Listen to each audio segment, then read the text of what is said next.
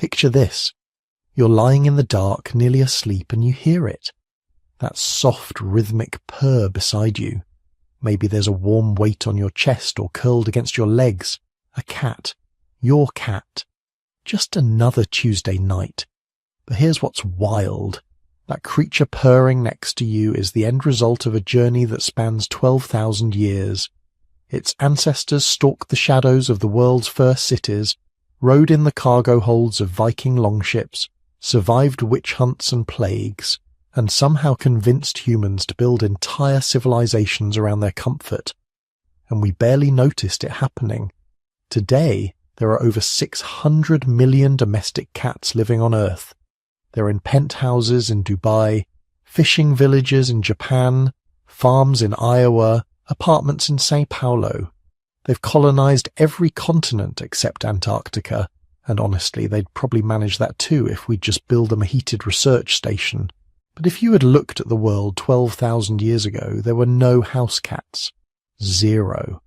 Just wild predators in the Middle Eastern wilderness who wanted absolutely nothing to do with humans. So what happened? How did we get from there to here? From wild hunters who avoided people to animals that deliberately seek out our laps, our beds, our warmest spots by the fire. If you're using this to fall asleep, that's literally why I make it. So maybe subscribe and tell me where you are and what time it is. I check comments and it's fascinating. Tokyo at sunrise, Toronto at midnight, someone in Iceland at 3 a.m. because the sun won't set. All of you falling asleep to stories about cats. The story you're about to hear isn't what you think. It's not really about us domesticating cats. That's the thing. We didn't domesticate them. Not the way we domesticated dogs or horses or cows. Those animals we actively bred and shaped and controlled over thousands of years. Cats domesticated themselves. And that changes everything. See, most people think ancient humans saw a cute wild cat and decided to make it a pet. That's not how it happened. What actually happened was far stranger and far more interesting.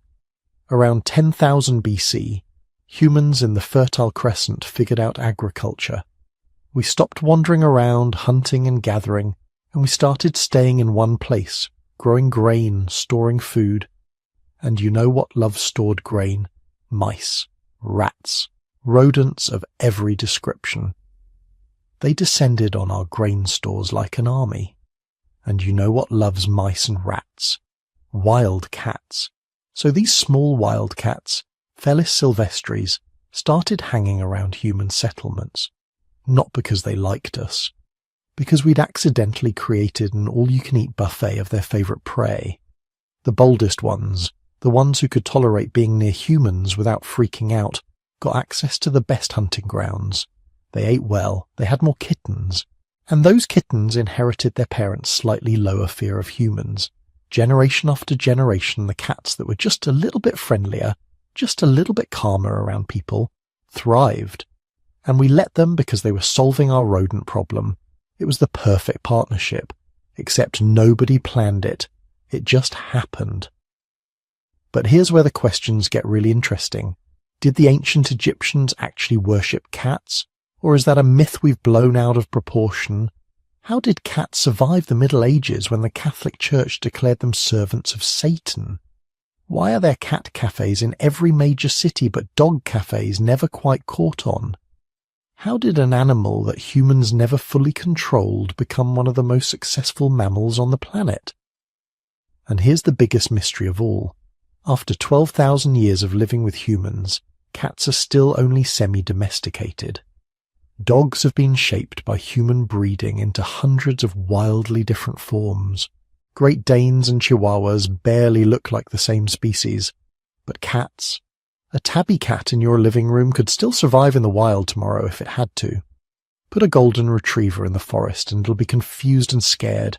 Put a house cat in the forest and it'll hunt, kill and thrive.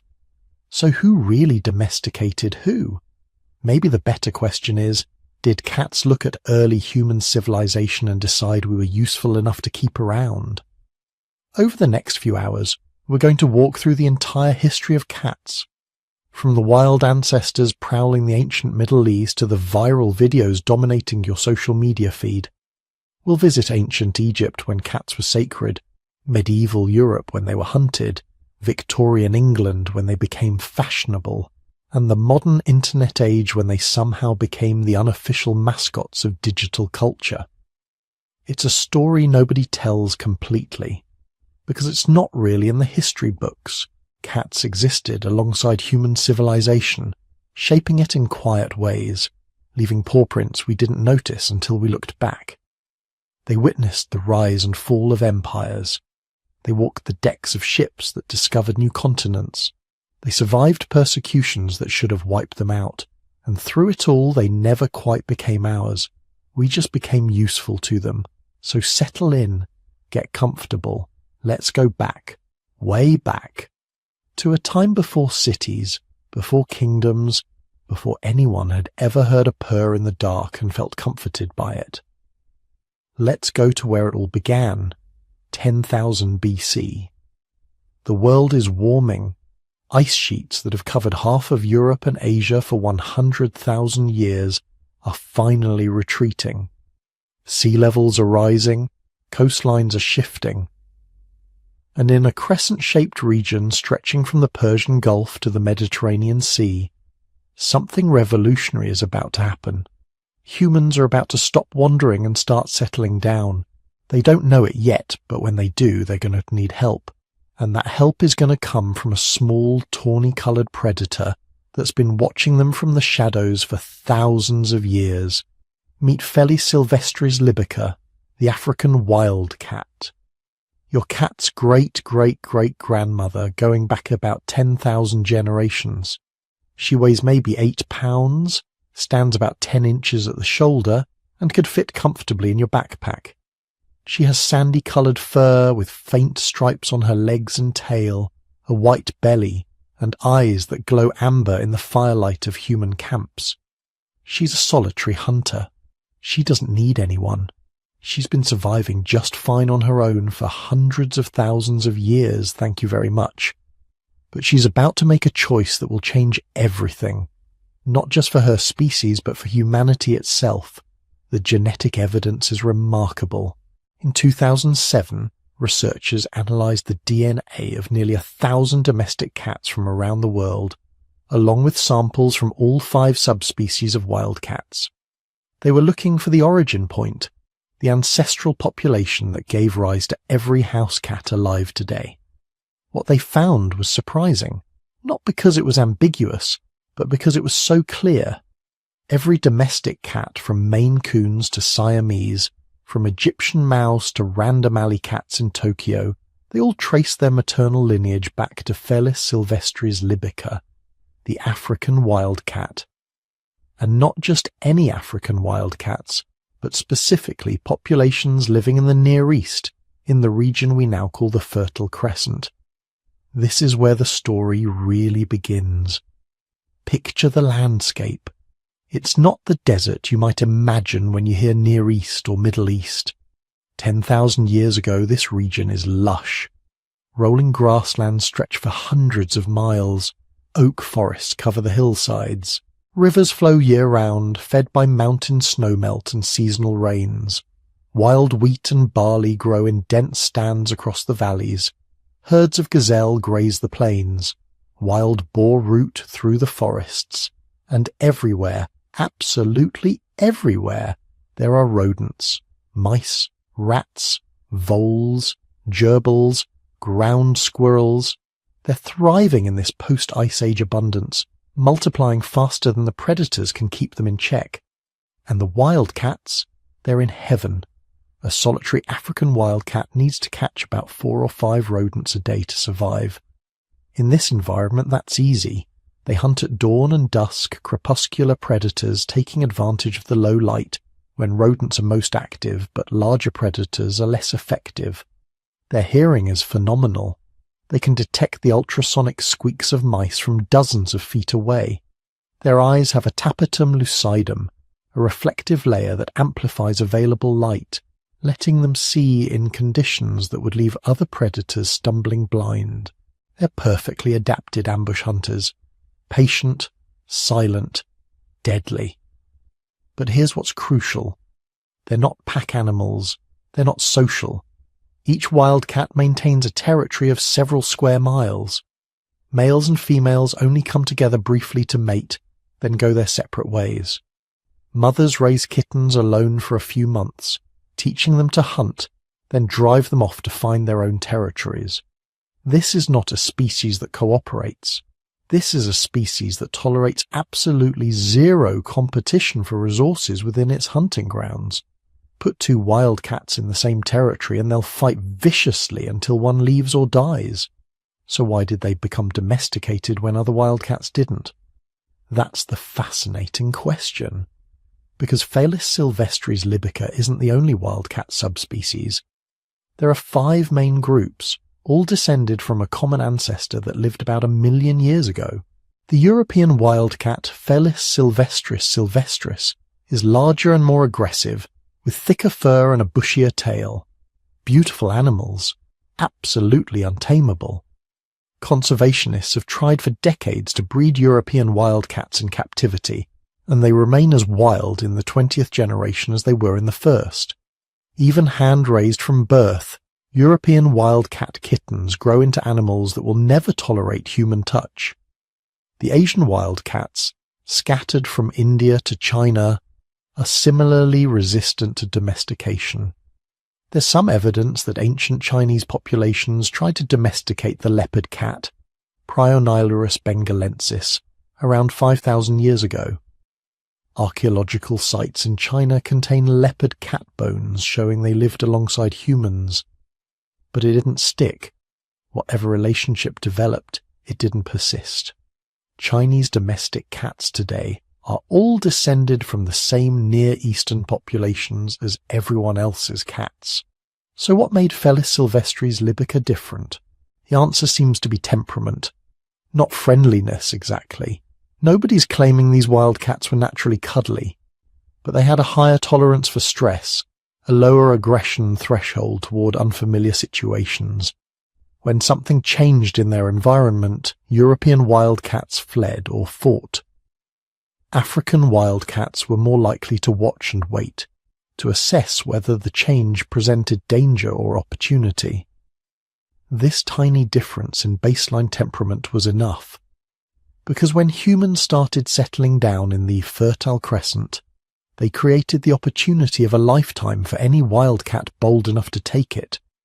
The genetic studies that pinpointed this origin are remarkable pieces of scientific detective work. Researchers didn't just look at modern cats. They extracted DNA from archaeological cat bones found at ancient human settlements across the Near East, Europe and Africa. Some of these bones were 9,000 years old. By comparing ancient and modern DNA, they could track how cats spread from their origin point. The data shows at least 5 distinct maternal lineages, 5 separate groups of African wildcats that contributed to the domestic cat gene pool. But all 5 groups lived in the same region, the Fertile Crescent, in what's now Turkey, Syria, Iraq, Israel, and Jordan. Even more remarkably, the domestication process left barely any mark on cat genetics. This is completely different from dogs, or sheep, or cattle, or basically any other domestic animal. Dog domestication involved massive genetic changes. Modern dogs look nothing like wolves. Their bones are different, their brains are smaller, their behavior is radically transformed. 30,000 years of selective breeding created hundreds of distinct breeds, each specialized for different tasks. Cats. Cats are basically still wildcats. A domestic cat and an African wildcat can interbreed and produce fertile offspring. Their skeletons are nearly identical. Until about 200 years ago, you literally couldn't tell a domestic cat skeleton from a wildcat skeleton by looking at the bones alone. This tells us something profound about how cat domestication happened. It wasn't selective breeding. Not at first, not for thousands of years. Humans didn't capture wildcats and breed the tamest ones, the way they did with wolves. Cats domesticated themselves. They chose us. Or more precisely, they chose the ecological niche we created. Think about what those early wildcats were like. Solitary, territorial. Crepuscular hunters that spent most of the day sleeping in hidden spots, emerging at dawn and dusk to hunt. Their diet was almost entirely small rodents, supplemented occasionally with birds, lizards, or large insects. They were ambush predators, not pursuit hunters. They'd find a good spot near rodent trails or burrows, settle in completely motionless for hours if necessary, then explode into action when prey appeared. The strike would last seconds. The meal would be consumed quickly, often in the same spot where the kill happened. Then back to the resting spot to sleep and digest. They were also incredibly efficient predators. Studies of modern African wildcats in Africa show they have a hunting success rate of around 60%. That's extraordinary. Lions succeed maybe 25% of the time. Cheetahs, despite their incredible speed, only catch prey in about half their hunts. Wildcats, hunting creatures a fraction of their size in grass and brush, succeed more often than almost any other carnivore. This efficiency meant they didn't need huge territories if prey was abundant. In optimal conditions, a wildcat might maintain a territory of just 1 or 2 square kilometers. Now, imagine what happens when humans start settling down, when they stop moving with the seasons and start building permanent settlements, when they start cultivating wheat and barley, storing harvested grain in granaries and storage pits, when they start creating the first concentrated year-round food sources in human history. The rodents notice immediately. Mice and rats have been following humans opportunistically for millennia, picking up scraps from campsites, raiding food stores. But permanent settlements with grain storage? That's paradise. Rodent populations explode around early agricultural villages. Archaeological evidence shows massive increases in commensal rodent species, animals adapted to living alongside humans, right when permanent settlements appear. And the wildcats notice the rodents. A village with grain stores is surrounded by the highest density of prey these cats have ever encountered. More rodents in a 100-meter radius than they'd normally find in their entire territory. And they're easy to catch, emboldened by abundance, careless around food sources. For a wildcat willing to overcome its natural wariness of humans, willing to hunt in the shadows around human settlements, the payoff is enormous. So they came, not all at once, not as a species. Individual cats, bolder than average, hungry enough or curious enough to take the risk. They discovered that humans, busy with their crops and their pottery and their increasingly complex social lives, mostly ignored them. Maybe occasionally threw stones if a cat got too close during daylight hours. But generally, humans tolerated them, because the humans had noticed something too. Villages with cats had fewer rodents. Grain stores lasted longer. Disease spread less readily. Those early farmers didn't understand germ theory, didn't know that rodents carried plague and typhus and a dozen other deadly infections. But they understood cause and effect. Cats around meant fewer rats. Fewer rats meant more food survived to feed the village through winter. A partnership was forming. Not friendship yet, not trust, but mutual tolerance based on mutual benefit. The cats got easy hunting, the humans got pest control, and both species got something else, something neither could have predicted. They got each other. For the next 10,000 years, these two species were going to shape each other in ways that would eventually lead to cat videos getting 1 billion views on the internet. But that was far in the future.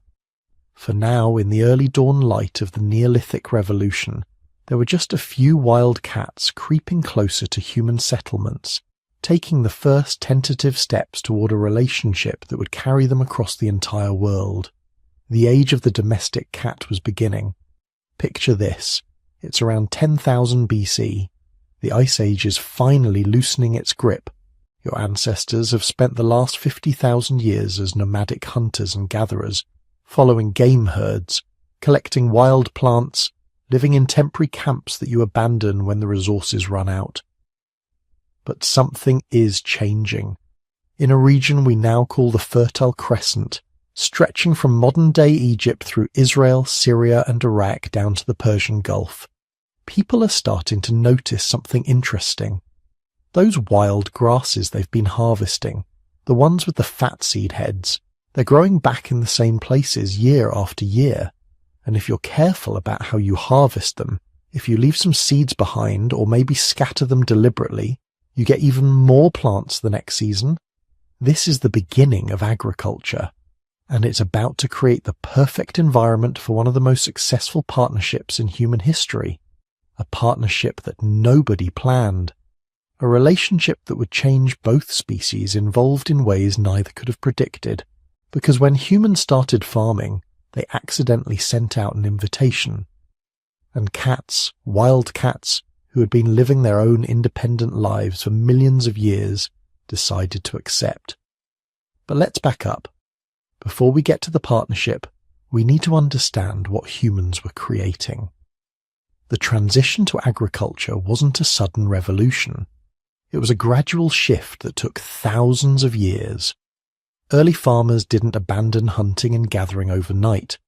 They supplemented wild foods with cultivated grains, slowly increasing their reliance on crops as they figured out the best techniques. And with cultivation came a revolutionary new challenge: storage. You can't store wild game meat for months at a time. Not effectively, not in a pre-refrigeration world. But grain you can store. Grain you can keep in pits lined with clay or stone. Grain you can stockpile to feed yourself through the winter, to plant next season, to trade with neighbouring communities. For the first time in human history, people were accumulating significant food surpluses, and they were keeping those surpluses in one place, concentrated, predictable, accessible. To humans, this was revolutionary. To mice and rats, this was paradise. Wild rodents had always been around, scavenging whatever they could find. But now humans had created something unprecedented. Massive concentrations of their favourite food, conveniently stored in structures that provided shelter from weather and predators. Within a few generations of the first grain storage experiments, mouse populations around human settlements exploded. Archaeological sites from early farming communities show rodent remains in staggering numbers. Some storage pits show evidence of losing 30, 40, even 50% of their contents to rodent damage. Early farmers tried everything. They dug deeper pits. They lined them with materials mice couldn't chew through. They set traps. They hunted the rodents themselves. But it was a losing battle. Mice reproduce insanely fast. A single breeding pair can produce dozens of offspring in a season, and those offspring can start breeding within weeks. You can't kill mice faster than they reproduce. Not with Neolithic technology. Not by hand. But something else could. Something that had been hunting mice for millions of years, long before humans started farming. Something small enough to follow mice into their burrows, fast enough to catch them in the open, patient enough to wait by their holes for hours. Something perfectly designed by evolution to be the ultimate mouse-killing machine. Cats, specifically Felis sylvestris libica, the African wildcat. These weren't the domesticated house cats we know today. These were wild predators, solitary hunters who lived in the forests and grasslands around the Fertile Crescent. They hunted alone, avoided other cats except during mating season, and wanted absolutely nothing to do with humans. They were shy, cautious, perfectly capable of surviving without any contact with people whatsoever. But they were also pragmatic, and they could recognize an opportunity. Imagine you're one of these wild cats. You've been hunting in your territory for years, catching enough mice and small birds to survive, but always working for every meal. competition from other predators, limited prey populations, long hours of stalking and hunting. Then one day you notice something strange. There's a human settlement in your territory. You avoid it at first, naturally. Humans are dangerous, unpredictable, best to stay away. But you also notice the mice. They're everywhere around the settlement. Hundreds of them, thousands of them, all fat and slow from eating stored grain. More mice than you've ever seen in your life, all concentrated in a small area. You start hunting near the settlement, just the edges at first, staying hidden, ready to run if humans get too close. But the hunting is incredible.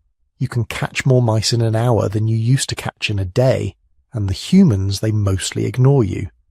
As long as you stay out of their way, don't threaten their children or steal their food, they let you hunt. Some of them even seem pleased when they see you carrying off dead mice. After a few weeks, you're spending most of your time around the settlement. Why hunt in the wild when the prey is so much easier here? This is how it started. Not with humans capturing and taming wild cats. Not with deliberate domestication. With cats making a calculated decision that life near humans, despite the risks, offered significant advantages. Scientists call this self-domestication. The animals choose to associate with humans, select themselves for the partnership based on their own assessment of costs and benefits. It's completely different from how dogs were domesticated. Dogs became our partners through deliberate breeding and training, probably starting as tamed wolves that helped with hunting. That partnership was intentional on both sides. Humans wanted hunting partners. Wolves wanted access to food and protection. But cats just showed up. And not all cats made the same choice. Archaeological evidence suggests that only certain wild cats started hanging around human settlements. Probably the ones that were naturally less fearful, more curious, better able to tolerate proximity to humans and other cats. Because here's the thing, to successfully exploit human settlements, cats had to change one of their fundamental behaviors. They had to become less territorial. In the wild, cats are solitary. Each cat maintains its own hunting territory and drives out other cats aggressively. But around human settlements with their concentrations of prey, multiple cats could coexist in a small area. The food supply was so abundant that competition wasn't necessary. Cats that could tolerate other cats, that could share space without constant fighting, had access to the best hunting grounds. Cats that couldn't stayed in the wild. Over hundreds of generations, this created a selection pressure unlike anything wild cats had experienced before. The most socially tolerant individuals thrived around humans, had more offspring, passed on their genes. The more aggressive, more solitary individuals stayed wild. Slowly, gradually, a new population emerged. Cats that looked like wild cats, hunted like wild cats, but behaved slightly differently. More tolerant of humans, more tolerant of each other, not domesticated yet, not really, but moving in that direction. The humans noticed. How could they not? Their grain stores were being protected by these small, efficient predators. Losses to rodents dropped dramatically. The cats asked for nothing, needed no training, no feeding. They just hunted, and in the process they saved harvests. In a world where a bad harvest meant starvation, where rodent damage could be the difference between survival and death, cats became valuable, not as pets, not yet, but as partners, useful animals that chose to live alongside humans. We know this happened because we found the evidence. On the island of Cyprus, archaeologists discovered something extraordinary. A grave, 9,500 years old, containing the remains of an adult human and a young cat, buried together, deliberately, in what was clearly an intentional funeral. This is remarkable for several reasons. First, Cyprus has no native wildcats. Cats don't swim. The only way cats got to Cyprus was if humans brought them on boats, which means by 9,500 years ago, Humans valued cats enough to transport them to new territories. Second, the burial suggests emotional attachment. You don't bury your pest control in a formal grave with grave goods unless you feel something for them. This wasn't just a working relationship anymore. This was the beginning of affection. Third, and perhaps most importantly, this burial predates the height of Egyptian cat worship by 6,000 years. The story of cats and humans didn't start in Egypt, as popular culture often suggests. It started much earlier, in the small farming communities of the Neolithic Revolution. From these early settlements, the partnership spread. As agriculture expanded across the Middle East, North Africa, and eventually Europe and Asia, cats followed. Or rather, humans brought them. Founding new settlements, they brought grain, tools, livestock, and cats. Because by this point, cats weren't optional anymore. They were essential infrastructure. Without cats, your grain stores were vulnerable. With cats, you had a chance at preserving your harvest. The relationship was still fundamentally utilitarian. Cats were working animals, not companions. They lived around human settlements, but not necessarily inside human homes. They hunted for themselves, raised their kittens in hidden spots away from human interference, maintained much of their wild independence. But they were also becoming something new, more comfortable around humans than their wild ancestors, more diverse in coloration, as genetic mutations that would have been disadvantageous in the wild, making animals more visible to prey, didn't matter as much in an environment with abundant, easily caught rodents. Archaeological sites from across the ancient Near East show increasing evidence of cat remains alongside human settlements. Not as prey animals, the bones don't show butchery marks, but as residents. By 7,000 years ago, cat bones are common at farming sites from Turkey to Israel to Egypt. Some sites show cat paw prints in clay bricks that were left to dry in the sun. The cats walked across them casually, comfortable enough around humans to stroll through active work sites. By 6,000 years ago, artistic representations of cats start appearing. Figurines, carved decorations, wall paintings. Humans weren't just tolerating cats anymore. They were noticing them, thinking about them, incorporating them into their cultural expression. The stage was set for what would come next, for the civilization that would take the human-cat relationship to entirely new levels, that would transform cats from useful pest control into sacred animals, divine representatives walking among mortals. But that transformation was still thousands of years away. For now, in these early farming communities, cats and humans were simply learning to live together.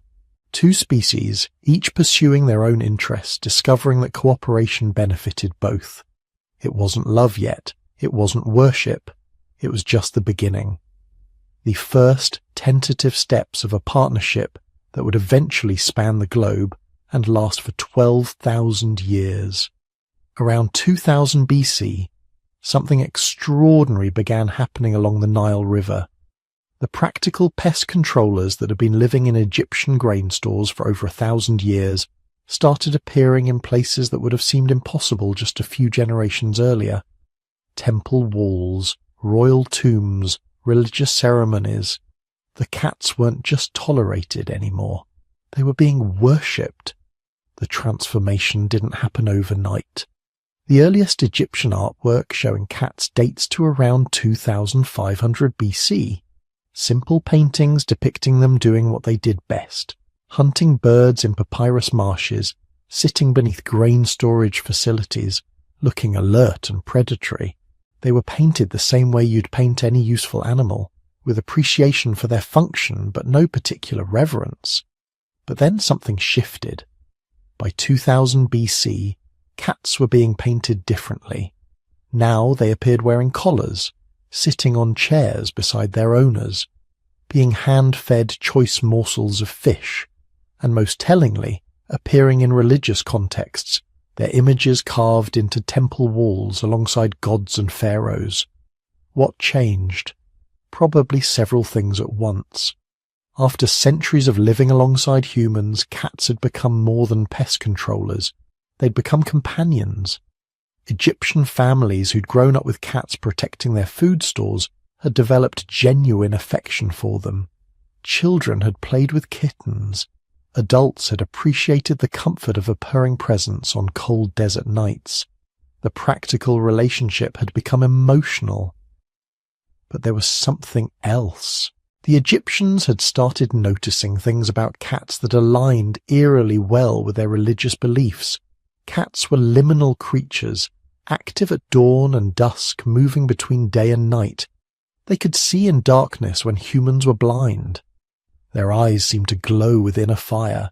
They were simultaneously gentle with their families and absolutely lethal to their prey.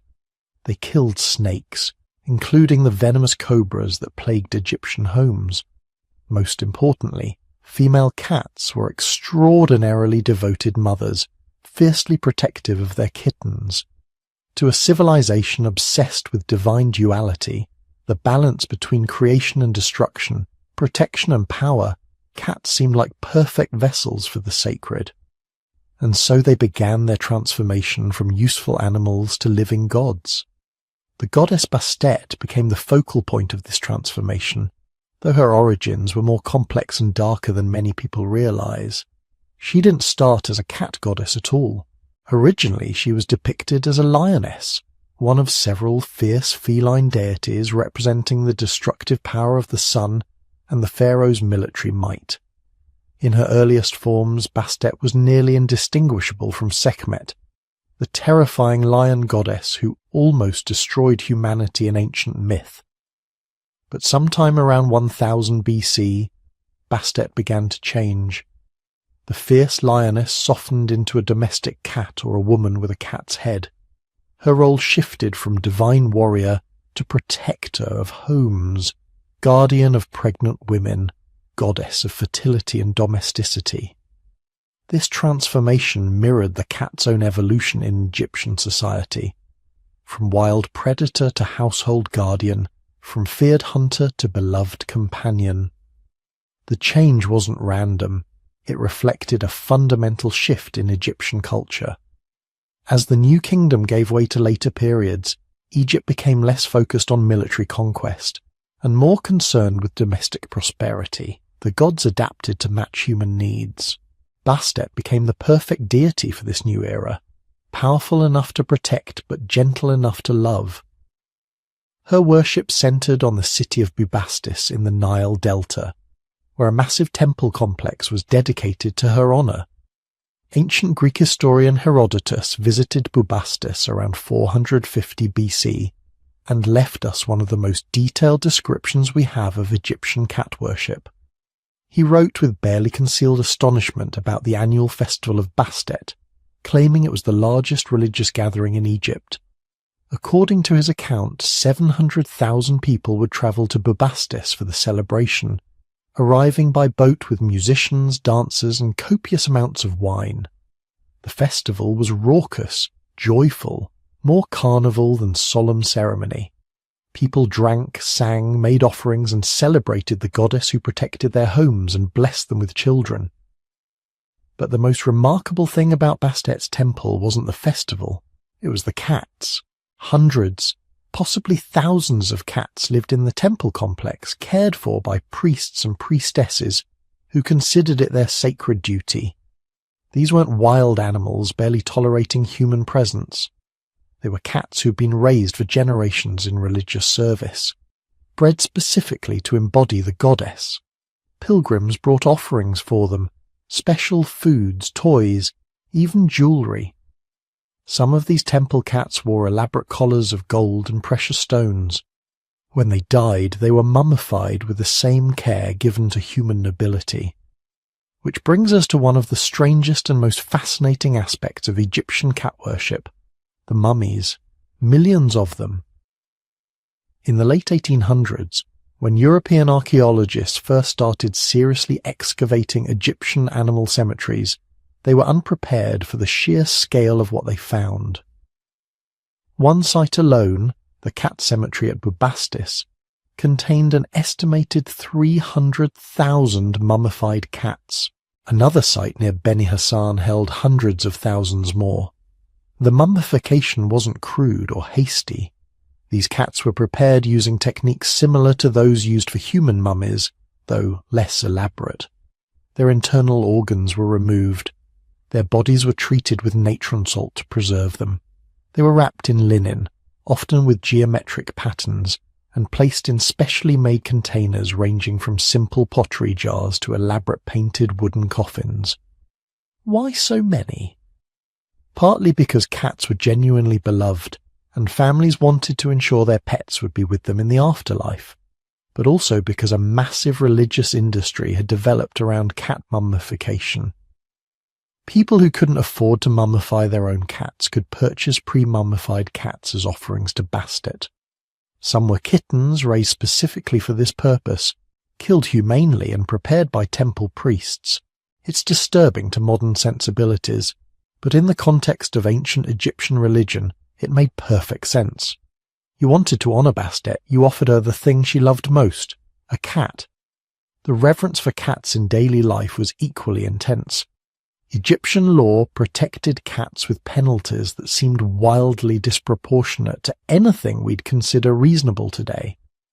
Several ancient sources claim that anyone who killed a cat, even accidentally, could face the death penalty.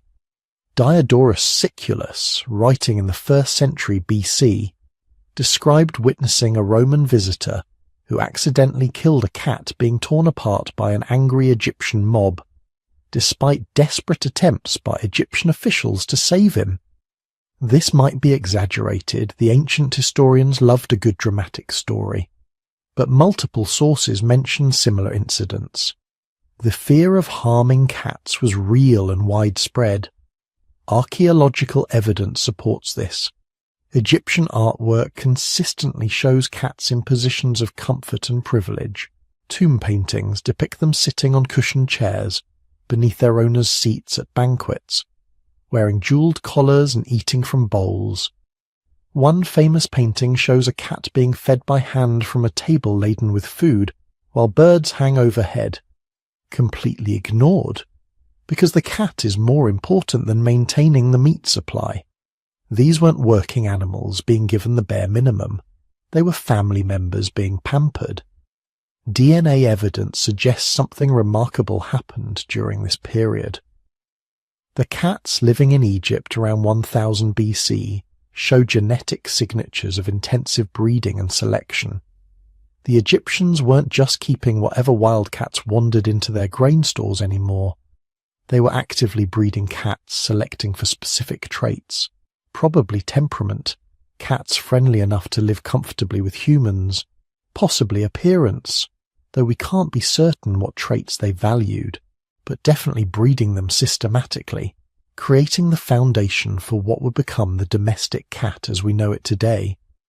The temple complexes became breeding centres, with hundreds of cats living in close proximity cared for by humans. Genetic diversity would have narrowed quickly. Certain lineages would have dominated. This is exactly what we see in the genetic record. A bottleneck around 1000 BC in the feline lineage that gave rise to most modern domestic cats. Not a crisis bottleneck like the one that nearly destroyed humanity, but a breeding bottleneck, the signature of intentional selection by human breeders. But Egypt jealously guarded its sacred cats. Recognizing their value, both religious and practical, Egyptian authorities attempted to ban the export of cats from Egypt. Traders who dealt in cats faced severe penalties. The goal was to keep these divine animals exclusively Egyptian, maintaining a monopoly on both their practical benefits and their religious significance. It didn't work. Of course it didn't work. Any time a commodity becomes valuable and one group tries to monopolize it, smuggling becomes inevitable. Phoenician traders, notorious for moving anything profitable across the Mediterranean, started secretly transporting cats out of Egypt, hidden in cargo ships, concealed among other goods, probably breeding them on ships during long voyages. Greek merchants did the same. Roman traders followed. By 500 BC, cats that were almost certainly descended from Egyptian stock were appearing in Greece, Cyprus, and across the Mediterranean coast. The Egyptian religious monopoly on cats was breaking down, but in Egypt itself the worship continued. Bastet remained one of the most popular deities right through the Ptolemaic period, even as Greek culture mixed with Egyptian traditions after Alexander's conquest. The temple at Bubastis continued operating. Pilgrims still came for the festivals. Cats were still mummified by the thousands. Then Rome absorbed Egypt in 30 BC, and everything changed. Not immediately. The Romans were generally tolerant of local religions in their conquered territories, but they didn't share the Egyptian reverence for cats. To Roman sensibilities, the Egyptian obsession with felines seemed bizarre, possibly even ridiculous. They had their own sacred animals, and cats weren't among them. More importantly, Roman pragmatism clashed with Egyptian divine economics. The massive temple complexes, with their thousands of priests caring for thousands of cats, all supported by tax revenues and donations, struck Roman administrators as wasteful. Over the next few centuries, funding for the temple complexes was gradually reduced. Priests moved to other occupations. The great festivals became smaller, less frequent, finally disappearing altogether. The cat cemeteries fell into disuse. By 400 AD, the worship of Bastet had essentially ended, suppressed partly by Roman practicality and finally killed off by the rise of Christianity, which had no patience for animal worship of any kind. But the cats themselves survived. Centuries of breeding and selection had created an animal perfectly adapted to life alongside humans. They'd spread across the Mediterranean world. They'd lost their divinity, but they'd gained something equally valuable: ubiquity. The Egyptian experiment in cat worship was over, but the partnership between cats and humans, refined and intensified along the Nile, would continue spreading across the globe. The descendants of Bastet's sacred hunters were about to conquer the world. The Phoenicians didn't set out to change the world when they smuggled cats out of Egypt. They were just solving a problem. Grain shipments across the Mediterranean were being destroyed by rats and mice. Simple economics. A cargo ship could carry enough wheat to feed a city for weeks. But if rodents got into the hold during a 3-week voyage, you'd arrive with half your profit eaten and the rest contaminated with droppings. The Phoenicians needed a solution, and they found one padding around the docks of Egyptian ports. Egyptian law technically prohibited the export of cats. They were sacred animals, property of the goddess Bastet, not commodities for foreign trade. But laws only work if you can enforce them, and the Mediterranean is a big place with a lot of coastline. Phoenician traders began acquiring cats, probably through a combination of theft, bribery, and strategic breeding of cats that had wandered away from Egyptian control. Within a few generations, Phoenician ships sailing out of Tyre and Sidon carried a secret weapon in their holds: small, efficient, tireless hunters that worked for nothing more than the rats they caught. This was the first great feline diaspora. Not a planned colonization, not a deliberate introduction, but a practical necessity that happened to change the course of history. Every Phoenician trading post from Gibraltar to Carthage, from Sicily to the Levantine coast, every warehouse and granary that stored their goods became a potential cat habitat. And cats, being cats, didn't stay in the warehouses. They wandered into cities, bred in alleyways, and gradually became part of the urban ecosystem across the Mediterranean world. But this wasn't a rapid conquest. We're talking about centuries, maybe close to 1,000 years, for cats to spread from Egyptian exclusivity to Mediterranean commonality. The timeline was slow because cats faced competition. Other animals had already filled the rodent control niche in most places, and they'd been doing it for a long time. In ancient Greece, cats were curiosities, not commonplace. If you were walking through Athens in the 5th century BC, you probably wouldn't see any cats. Maybe one or two kept by wealthy merchants with Mediterranean trading connections, displayed like exotic pets. The Greeks had ferrets. They domesticated them centuries earlier, trained them to hunt rats in grain stores and snakes in gardens. Ferrets were smaller, more easily controlled, and they'd been part of Greek culture long enough to appear in artwork and literature. Weasels were even more common, semi-wild animals that people tolerated and sometimes encouraged around their properties because they killed rodents and snakes. So when cats started appearing in Greek ports, brought by Phoenician and later Roman traders, they weren't immediately embraced.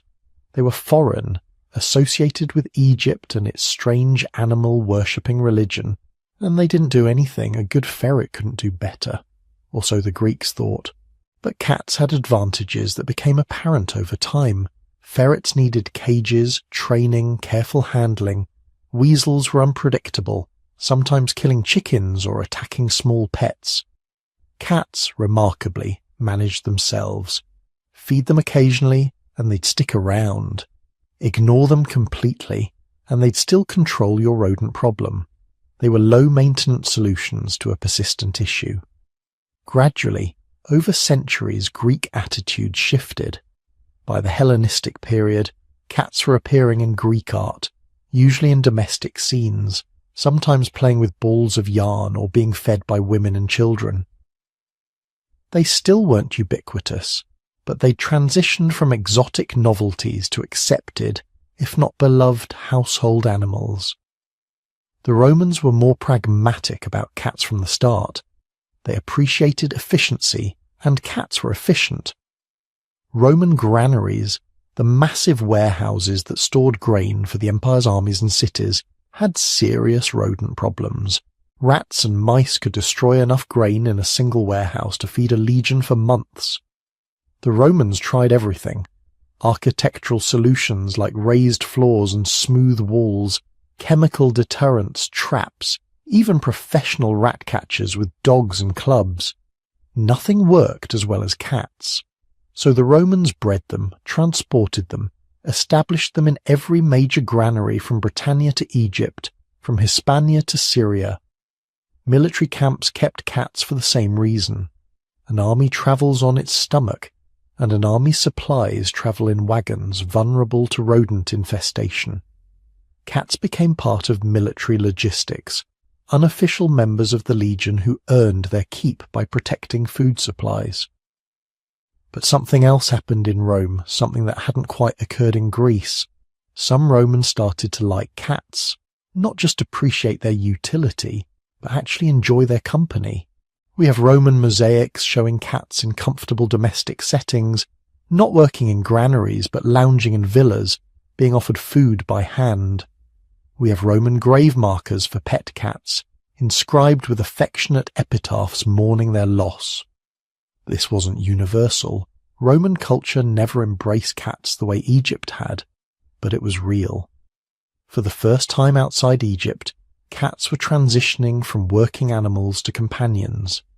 While cats were establishing themselves around the Mediterranean, other populations were travelling east along the Silk Road. This wasn't a single road, of course, but a network of trade routes connecting the Roman Empire with Central Asia, India, and eventually China. Merchants travelling these routes faced the same problems as maritime traders. Valuable goods vulnerable to rodent damage during long, slow journeys across deserts and mountains. Cats provided the same solution. The journey was harder than the Mediterranean spread. Silk Road routes passed through environments cats hadn't evolved for. High-altitude mountain passes with thin, cold air, deserts where water was scarce and prey, animals were few. But cats are remarkably adaptable, and they had help. Merchants who'd invested in cats for their caravans had incentive to keep them alive. The cats that survived the journey were the toughest, the most adaptable, the ones with genetic variations that helped them handle environmental stress. Over centuries, cat populations established themselves in trading cities along the Silk Road. Samarkand, Bukhara, Kashgar, cities where east met west and goods from 3 continents changed hands. Each city became a hub for local cat populations, breeding and adapting to local conditions, then spreading further as merchants moved on.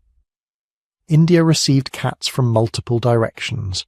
Some came overland through Central Asia, travelling with merchants and settling in northern cities.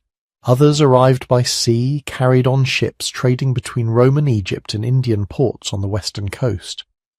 The timeline is murky. We don't have precise dates for when cats first established populations in India, but genetic evidence suggests it happened somewhere between 2,000 and 1,500 years ago. Hindu culture had complicated relationships with animals, and cats fit uneasily into existing frameworks. They weren't sacred like cows or elephants.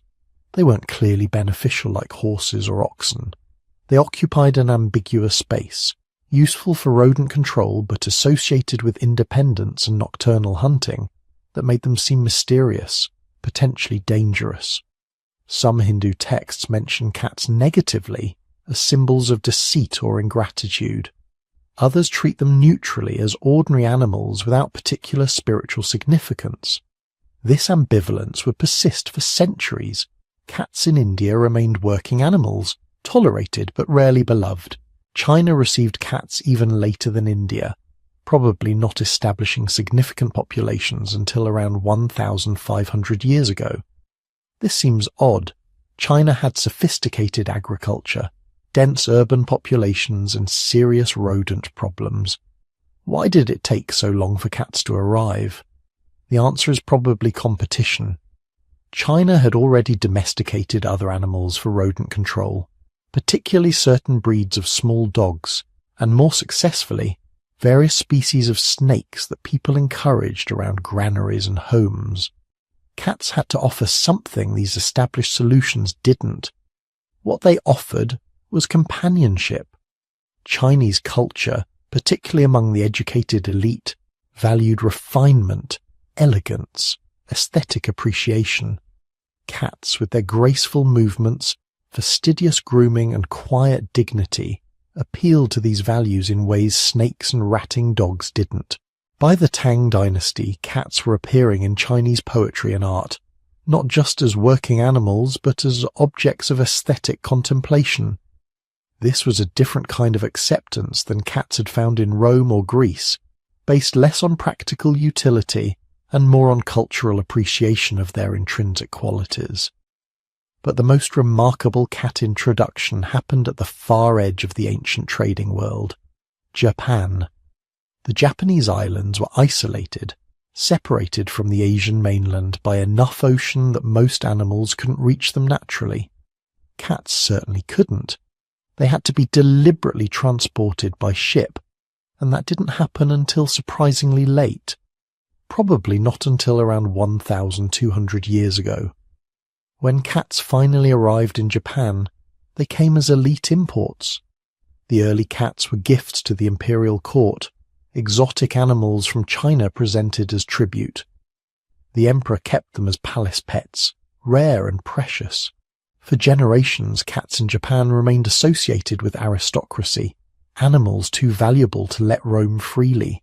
They were kept indoors, sometimes on leashes, protected and pampered. This artificial scarcity created cultural associations that would persist even after cats became common. In Japanese culture, cats retained an air of refinement and mystery, creatures that had once belonged only to emperors. But underlying all these cultural stories, all these regional variations in how different societies received and perceived cats, was a more fundamental story. The story of ship cats. The unsung heroes of maritime trade who made the entire feline diaspora possible. Every cat population outside Egypt ultimately descended from cats that had survived sea voyages. And surviving at sea wasn't easy. Ships were dangerous environments, storms could wash animals overboard, disease spread quickly in confined spaces, food and fresh water were limited, but ships also had something cats desperately needed: rats. Massive populations of rats that bred in the holds, nested in the cargo, and spread disease throughout the crew. A good ship's cat could make the difference between a profitable voyage and a disaster. Merchants knew this, captains knew this, and they selected for it. The cats that became ancestral to worldwide populations were the ones that could survive storms, tolerate weeks at sea without fresh water, hunt effectively in dark, confined spaces, and coexist with humans in extremely close quarters. These weren't typical cats.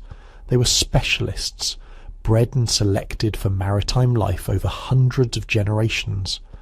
And their descendants, spreading from port to port, carried those adaptations with them.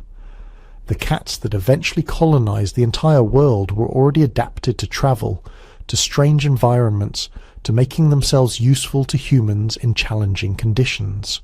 They were, in a sense, pre-adapted for global conquest before the conquest even began. By the early medieval period, maybe 1,500 years ago, cats had established populations across most of the known world.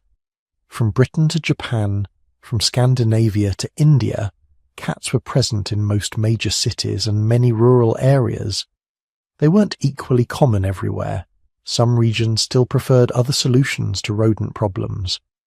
But they were available, established, ready for the next chapter in their history.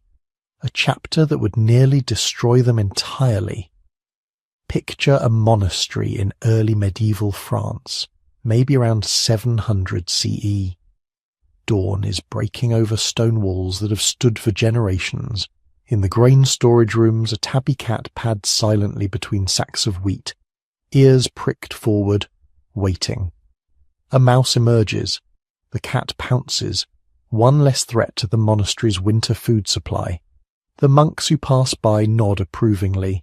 This cat is doing God's work, protecting the harvest from vermin. For the first few centuries of medieval Europe, this was the normal relationship between cats and humans. Practical, valued, unremarkable.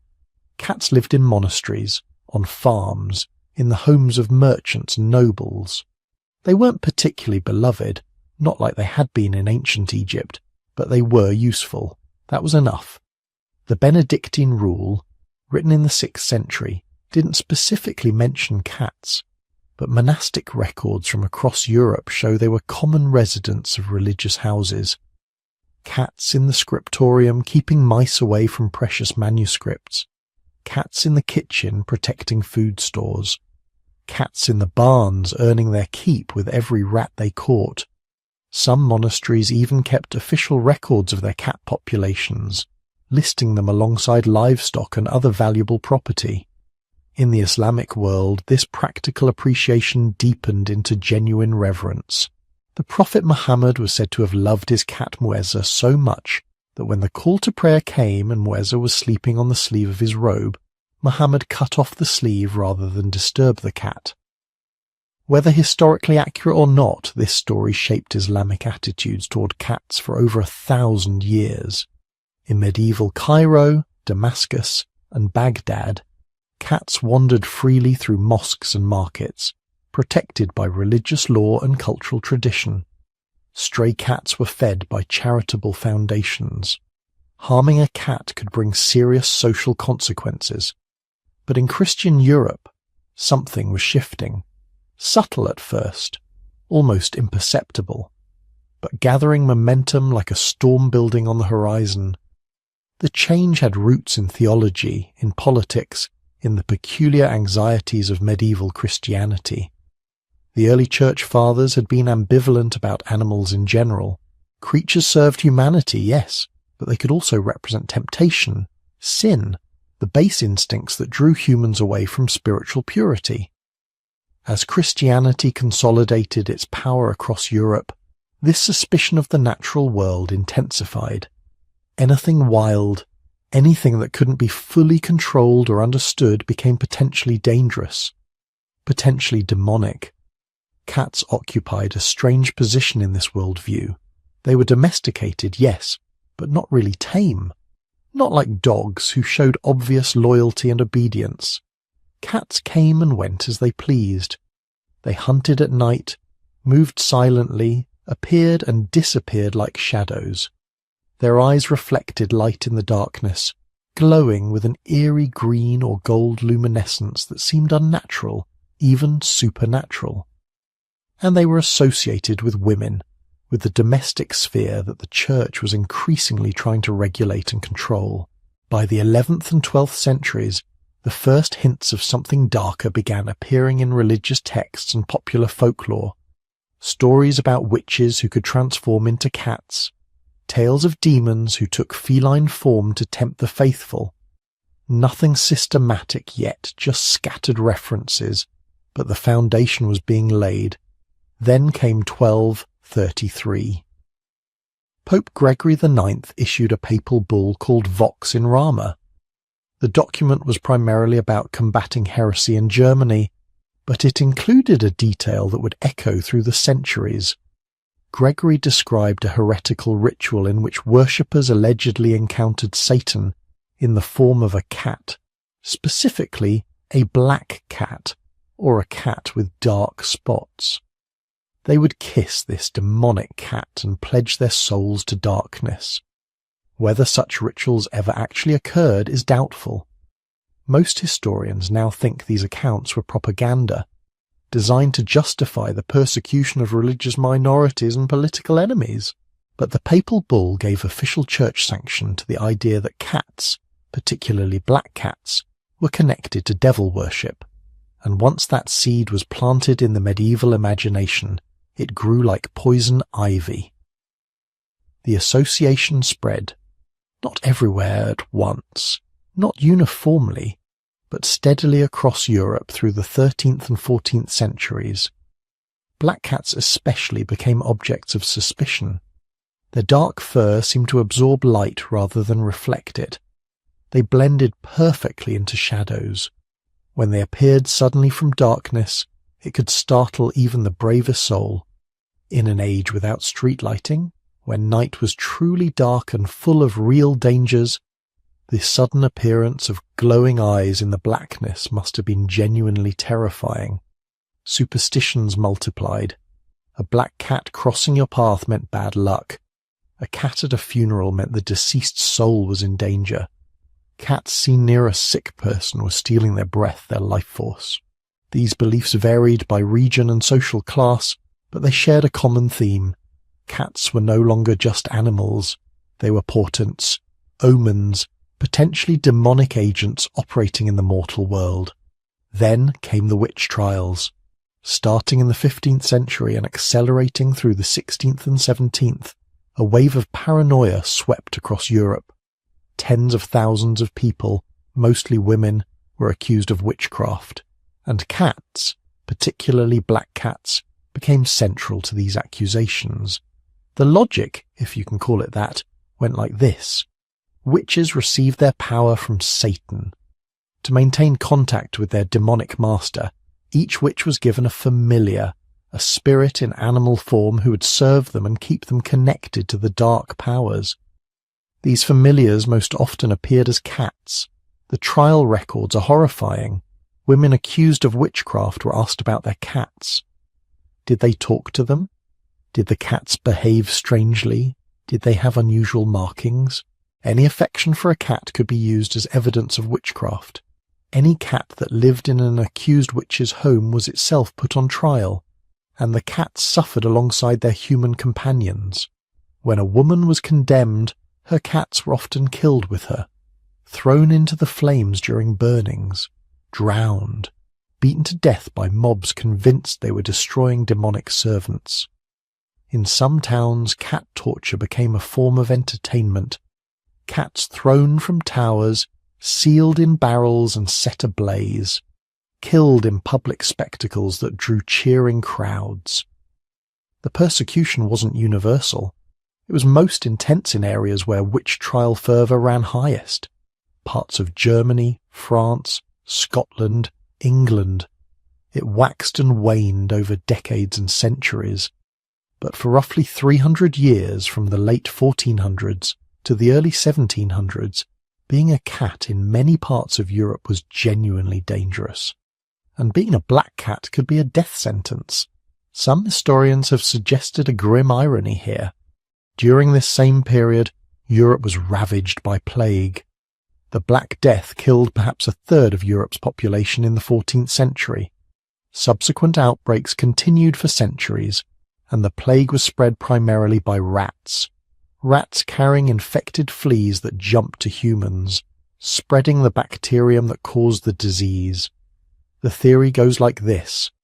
By killing cats, medieval Europeans eliminated their best defense against rodent populations. With fewer cats hunting them, rat populations exploded.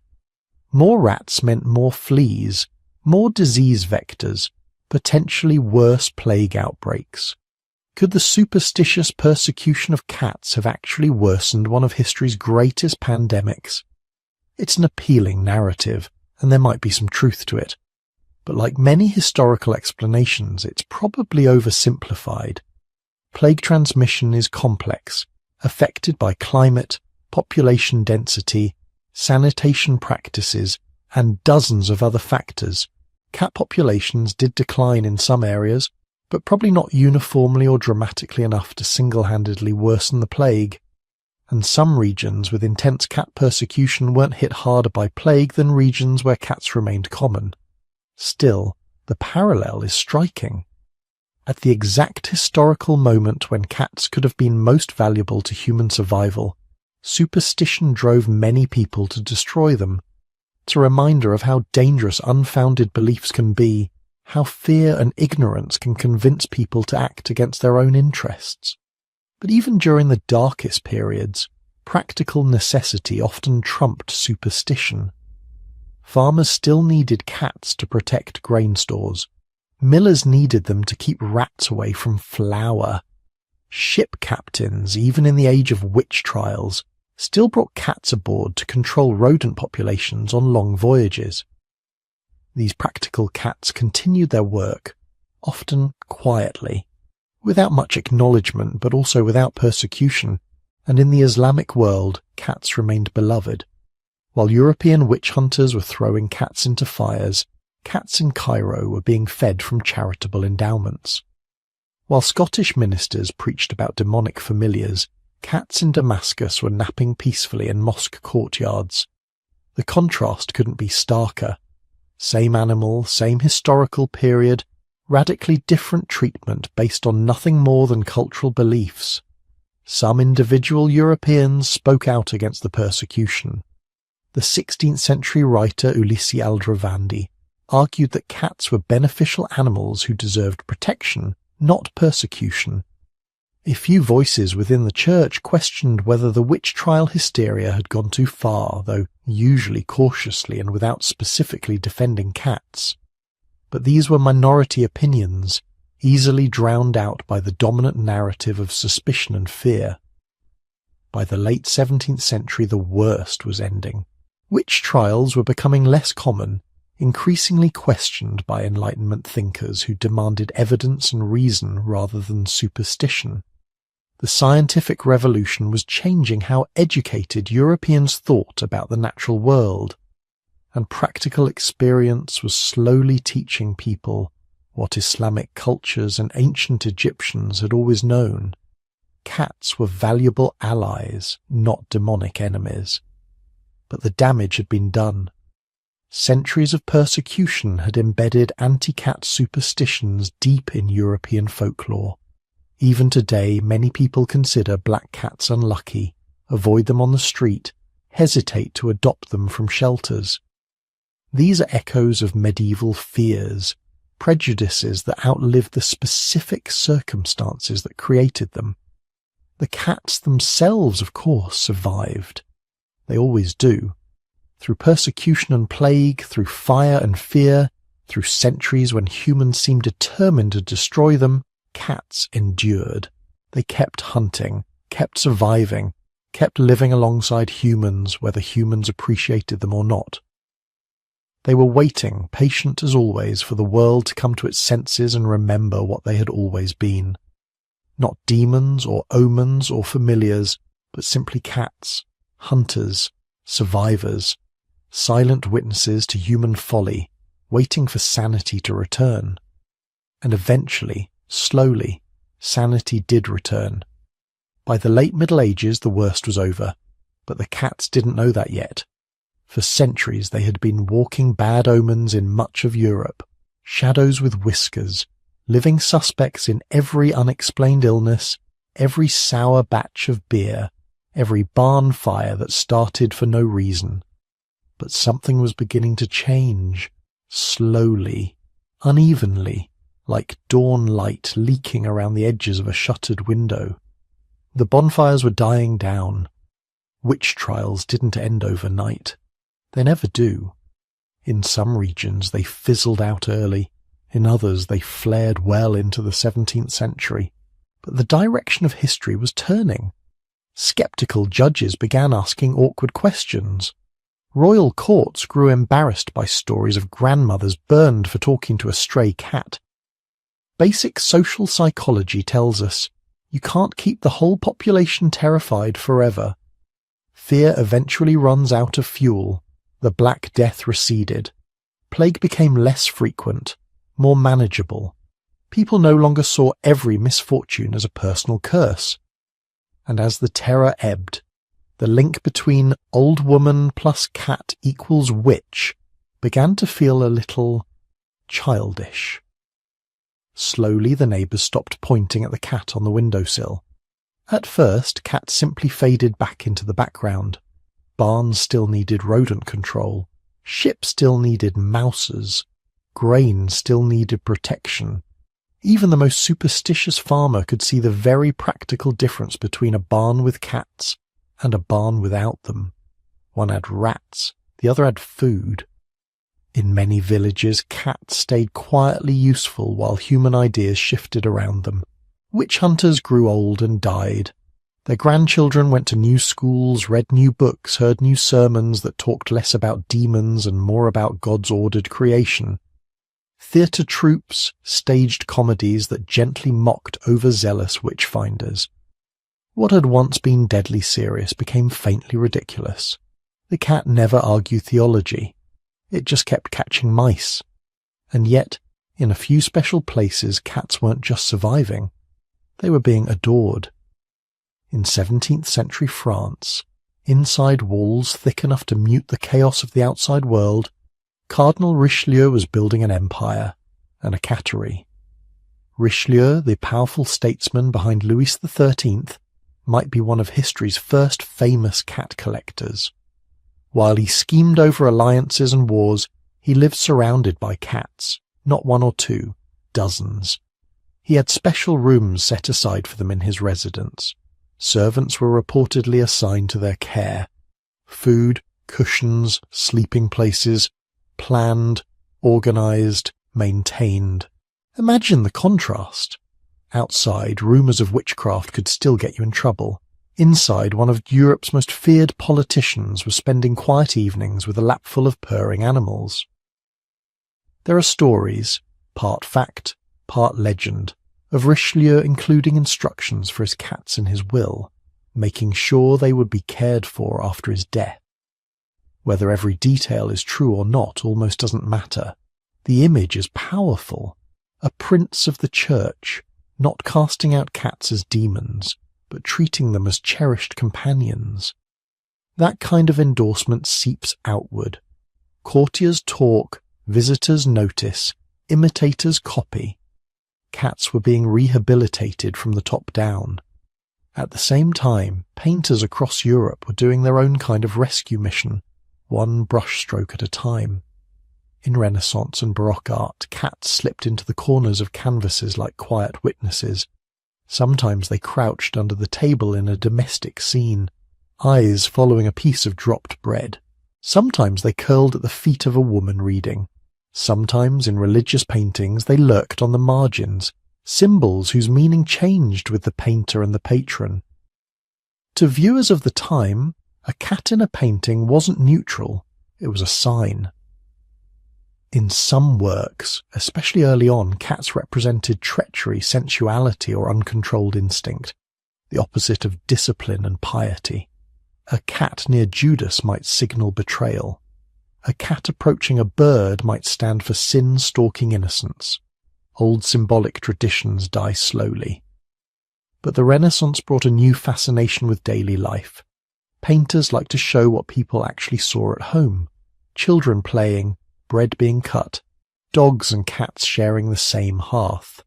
And the more cats appeared in ordinary tender scenes, curled at the foot of a bed, playing with a child's toy, the harder it became to believe they were emissaries of hell. In Dutch Golden Age paintings you can almost feel the fur, the soft half-sleeping cat in a shaft of window light. The mischievous paw reaching for a fish on the table. These aren't demons, they are household members. Slightly naughty, thoroughly alive, absolutely real. Art was giving cats something they hadn't had in Europe for a long time, emotional depth. Meanwhile, another quiet revolution was beginning. Not in churches or palaces, but in laboratories, observatories, and the notebooks of curious minds. The scientific revolution, from the 16th to the 18th centuries, changed how Europeans thought about everything. Stars, planets, diseases, and eventually animals. Superstition and folklore didn't vanish, but they had a new competitor, curiosity. Instead of asking, "Is this cat a witch's familiar?" some scholars began asking, "What is this creature? How does it see in the dark? Why does it land on its feet?" Naturalists started drawing animals not as symbols but as specimens. They sketched cat skeletons to understand anatomy. They dissected eyes to study vision. They compared domestic cats to wild ones trying to map relationships. The cat, once wrapped in layers of myth, was becoming an object of observation. This didn't mean people suddenly became kind. Vivisection and brutal experiments were common. But it did mean that fear could be replaced by explanation.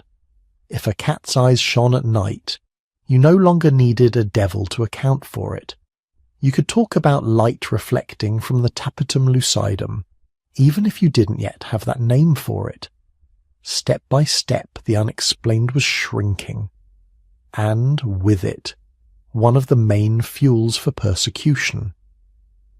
By the 18th century, in the Age of Enlightenment, cats had quietly crept into the salons. Philosophers, writers, and intellectuals, especially in France and Britain, began to keep cats as companions. For some, it was practical.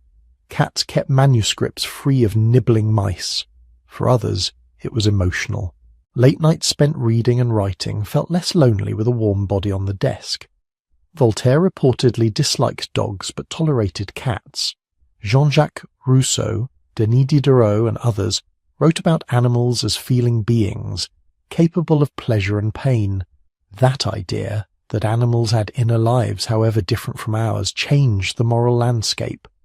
Writers shaped the myth of the cat into something new, independent, aloof, philosophical, a creature that would sit by the fire, half in the human world, half in its own private universe. Perfect company for thinkers who prided themselves on standing apart from the crowd. In letters and essays, Enlightenment figures sometimes contrasted cats with humans. People, they suggested, were eager for approval and power.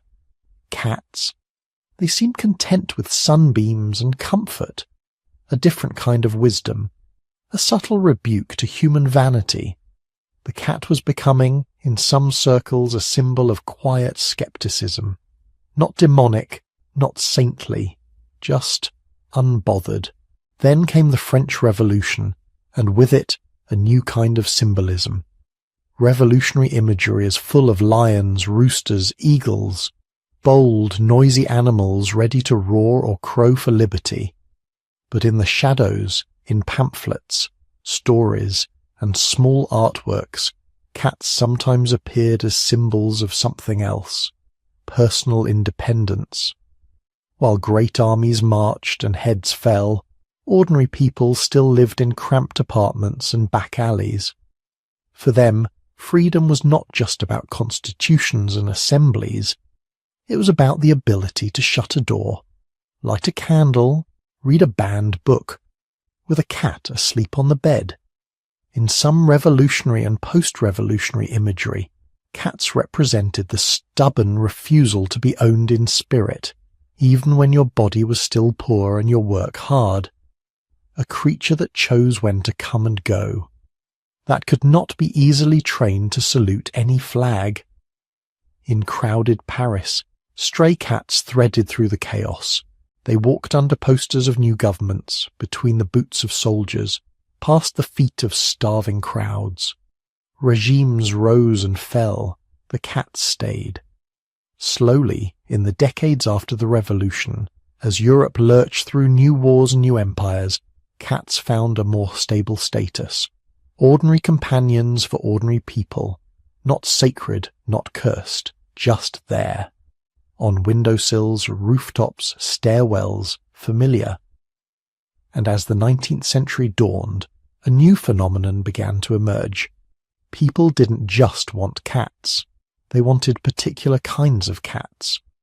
Long before the Victorians turned cat breeding into a full-blown obsession, you can see hints of cat fancy appearing.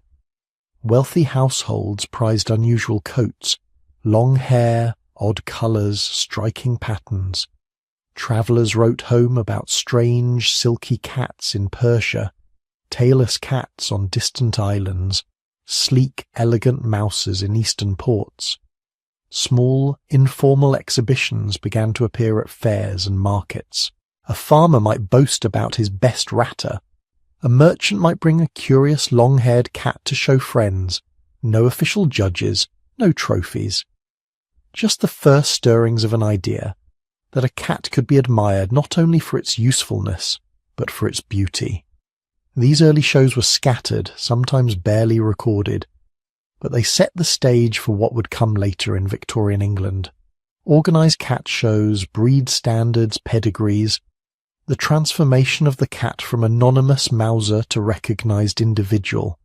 While all this was unfolding in European cities and salons, cats themselves were travelling farther than ever before. The age of exploration, which had started centuries earlier, was still sending ships to every edge of the world, and on almost every vessel, as quietly constant as the creak of the masts, there were cats. Explorers heading to the Americas, merchants sailing around Africa, convicts transported to Australia. All shared their cramped quarters with felines. The logic was simple. Ships full of grain, cloth and food were paradise for rats. Rats were disaster for sailors. Cats were the solution. So they went along. Across the Atlantic to Caribbean harbours and the eastern seaboard of North America. Around the Cape of Good Hope into the Indian Ocean, on to India, Southeast Asia, China and Japan. Across the Pacific to the coast of the Americas from the other side, down into the southern oceans toward Australia and New Zealand. At each stop some cats stayed behind, jumping ship, getting lost, being gifted or traded, or simply walking away when the gangplank dropped. They mated with local wildcats where those existed, or with other strays that had arrived on earlier ships. New populations formed, adapted and spread. On isolated islands, these introductions would have devastating effects on native wildlife, something people wouldn't fully understand until much later. But from the cat's perspective, the world was opening. A species that had once lived mostly in the Near East, and parts of Africa now lived on almost every continent, on remote islands, in tropical ports and cold northern towns. From Renaissance galleons to revolutionary gunboats, they had ridden human ambition across the globe. By the early 19th century, as steam engines began to replace sails and factories replaced workshops, the long rehabilitation of the cat was almost complete.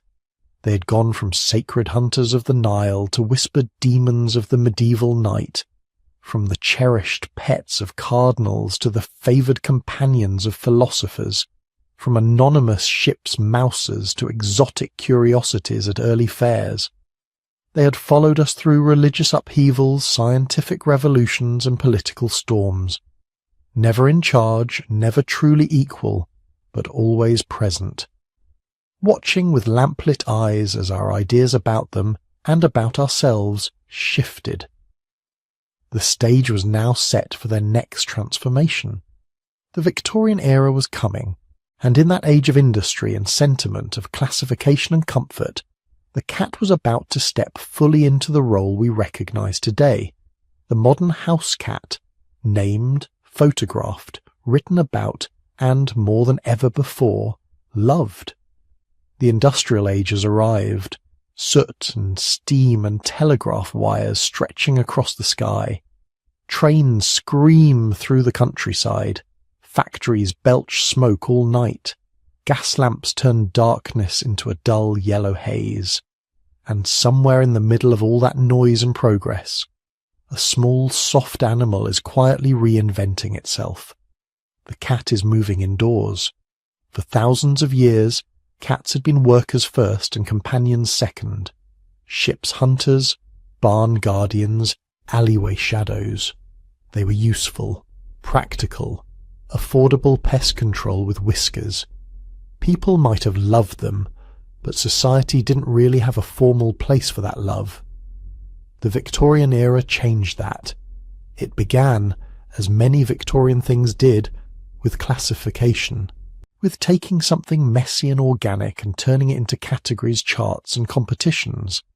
Picture London, 1871, the Crystal Palace, an enormous glass cathedral of industry and exhibition, iron ribs arching over thousands of visitors.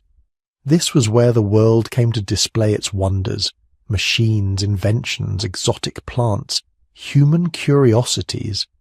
And on one particular summer day, cats, not alley cats slinking through the crowds, not half-wild mousers lurking in the rafters, but cats in cages, arranged in neat rows, watched, judged, admired. At the centre of it all stood a man named Harrison Weir, an illustrator, animal lover and passionate organiser.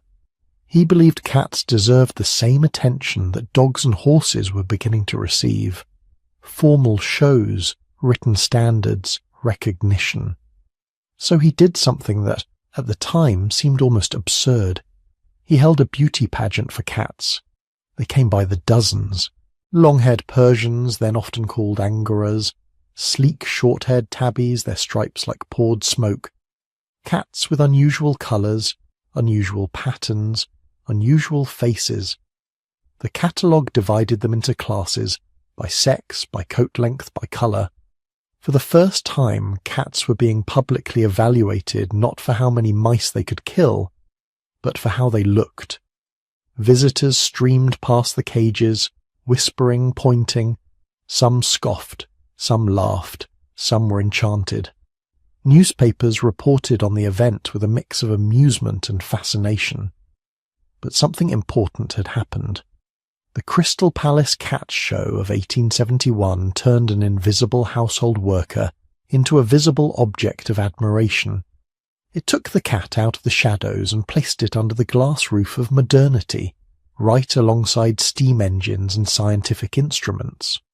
From that moment, the modern house cat began to take shape. Victorians loved categories. They loved to divide, list, describe, and control. Plants, skull shapes, social classes, everything could be sorted into neat slots. Cats were no exception. Up to this point, a cat was just a cat. Maybe you'd say tabby or tortoiseshell, black or white, but these were loose descriptors, not formal types. There were local variations, of course, fuzzier cats in colder regions, sleek desert mousers in warmer ones. But no one had yet decided that those variations should become breeds. Victorian breeders did. They began with what they could see: coat length, colour, pattern, face shape. A long-haired cat from the east was labelled Persian. A blue-grey, short-haired cat from Britain was gathered into the emerging concept of the British Shorthair. Unusual colours, solid blacks, striking whites, rare oranges were singled out and bred together.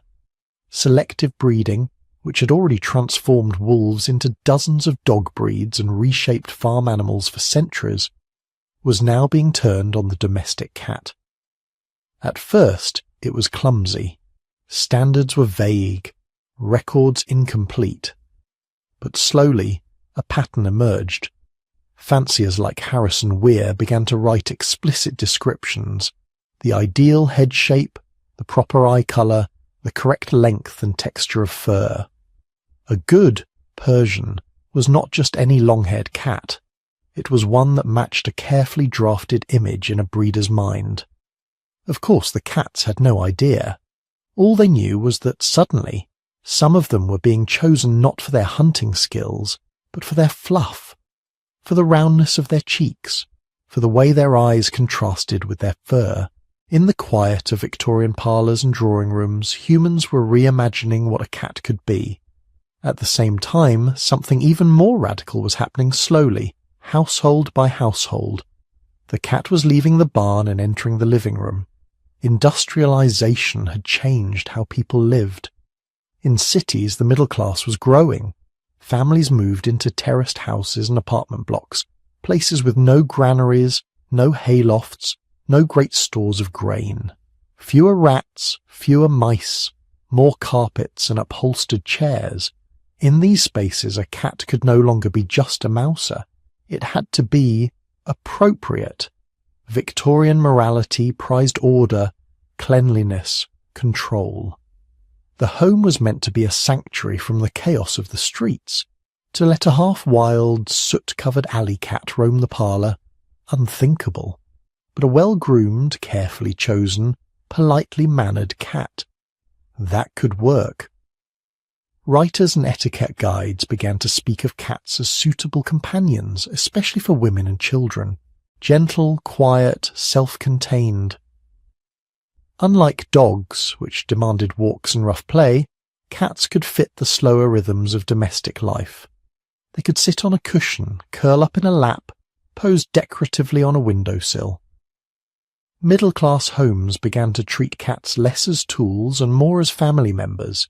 They were given names more often, not just Puss or Tom, but real human names. Their temperaments were noticed, their quirks indulged. This shift wasn't universal. Many cats were still working animals in stables and warehouses. But in the expanding world of respectable Victorian homes, a new archetype was crystallizing: the house cat as a proper pet. With that came a second, quieter revolution. People started to worry about their welfare. The 19th century saw the birth of organized animal protection movements. Horses, overworked and beaten on city streets, drew much of the early attention. But slowly, cats, so often neglected, abandoned, or casually abused, entered the conversation. Charities and societies formed to rescue strays, often linked to the broader humane movement that had already produced the first laws against animal cruelty. Shelters began to appear. Leaflets were printed, urging kindness to the humble cat, reminding readers that these animals felt pain, fear, and affection. Some Victorians campaigned specifically against the casual killing of unwanted kittens, a common practice in an age before spaying and neutering were widely accepted.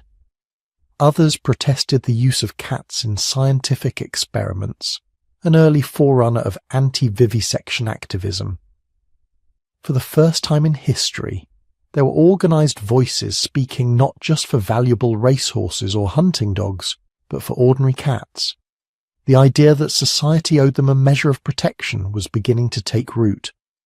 Of course, ideas spread fastest when the powerful and famous embraced them, and the Victorian era had no shortage of notable cat lovers.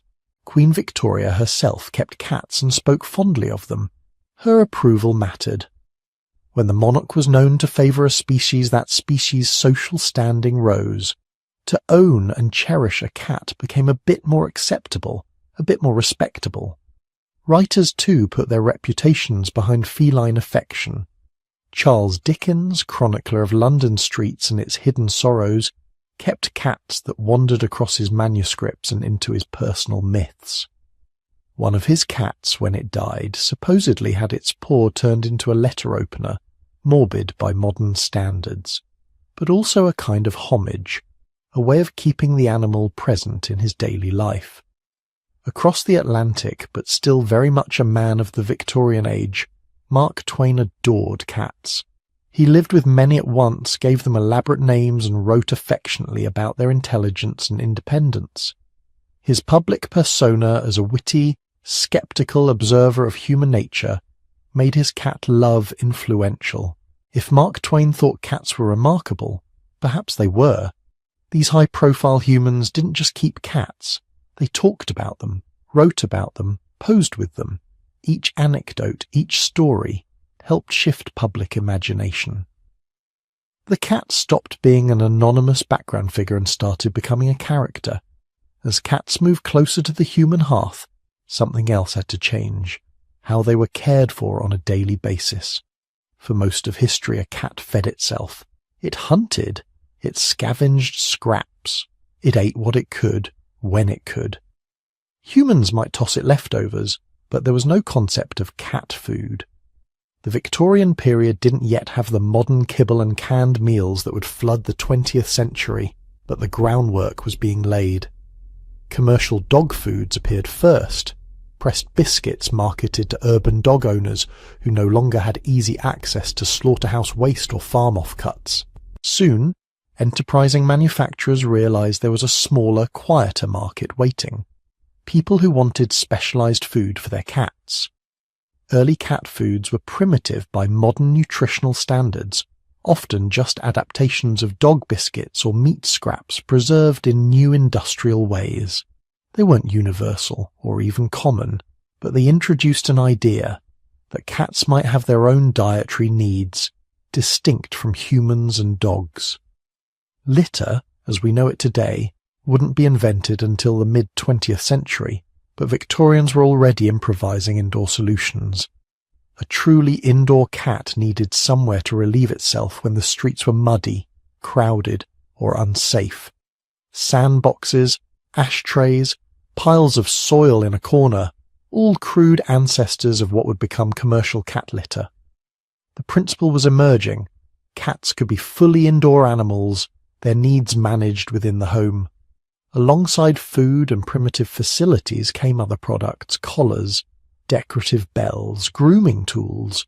Each new object tightened the bond between cat and owner, turning care into a routine and routine into relationship. Culture, as always, followed close behind. Victorian literature and art were full of symbolism, allegory, and moral lessons. Cats, with their elusive nature and nocturnal habits, fit easily into that symbolic world. They appeared in children's stories as sly tricksters or loyal companions. In illustrations they curled on hearthrugs, perched on bookcases, peered out from behind lace curtains. Painters captured them in domestic scenes, a child asleep with a cat at their feet, an old woman knitting while a cat watches the fire. These images helped fix the animal in the public imagination as part of the ideal home. Warmth, safety, continuity, a soft living presence amidst the hardness of industrial life. Even when cats appeared as witches' familiars or symbols of mystery, they were now clearly domestic cats, not wild spirits from the fields. Their world was fireplaces and staircases, not forests and deserts. Behind the scenes of all this cultural attention, another quiet bureaucracy was forming. Cat registries. If you want breeds, you need records. If you want records, you need organizations. And if you want organizations, you need rules. Cat clubs formed, at first small and local, then national. They kept stud books, written registers of cats' parentage. Breeders sent in names, lineages, descriptions. Over time, these scattered notes grew into formal pedigrees, multi-generation charts showing exactly who begat whom. This might seem like dry paperwork, but it did something profound. It turned certain cats into documented individuals with official identities that extended beyond their own lifetimes. A particular Tom or Queen could now influence the look and temperament of future generations, even long after they were gone, because their names on paper guided breeding decisions. In the language of genetics, this was a new kind of selection pressure layered on top of the old ones. In the language of history, it was the moment when the cat ceased to be purely a product of natural and informal human selection and became an object of deliberate design. By the end of the Victorian era, the transformation was well underway. The cat had stepped out of the barn and into the parlour. It had been measured, classified, bred, and adored. Its suffering had begun to matter to strangers. Its image appeared in stories, paintings, and advertisements. Its meals and toilet habits were slowly being systematized. The modern house cat was no longer just a shadow in the corner. It was a presence, soft, deliberate, and perfectly adapted to a world of carpets and curtains, tea times and ticking clocks. A creature that had survived deserts, ships, plagues, and superstition, now curling up on embroidered cushions in the heart of the largest empire on earth. And as the 19th century gave way to the 20th, the cat was about to make its final leap, from useful companion and ornamental pet to a fully integrated member of the modern human household. Picture this. It's the early 1900s. The world is loud, smoky, industrial. Steam engines sigh in rail yards, factory whistles scream at dawn, and in the shadows of all this metal and soot, there are cats. They're not pampered yet. No designer collars, no feather wands, no curated social media pages. These are working animals. Barn cats patrolling haylofts for mice. Alley cats weaving through back streets behind bakeries and butcher shops. Ship cats curled in coils of rope, sailing between continents on coal-powered freighters. They're still doing the job they first took on 10,000 years ago in those dusty granaries of the Fertile Crescent, controlling pests, keeping the food supply safe. Quiet employees, paid in rodents. Then the world goes to war. When World War I erupts in 1914, humans drag every piece of their civilization into the conflict. Railroads, factories, chemistry, and, almost without planning it, cats. They slip into trenches as if they've been there for 1,000 years. Soldiers adopt them as mascots. A kitten appears in a dugout one day and never leaves, sleeping on piles of uniforms, curling up in helmets, walking casually along the rim of a trench while shells whistle overhead. They're more than mascots. Rats love trenches. So do mice. Food, warmth, and human waste create a rodent paradise. Disease follows, so the cats are welcomed, even cherished.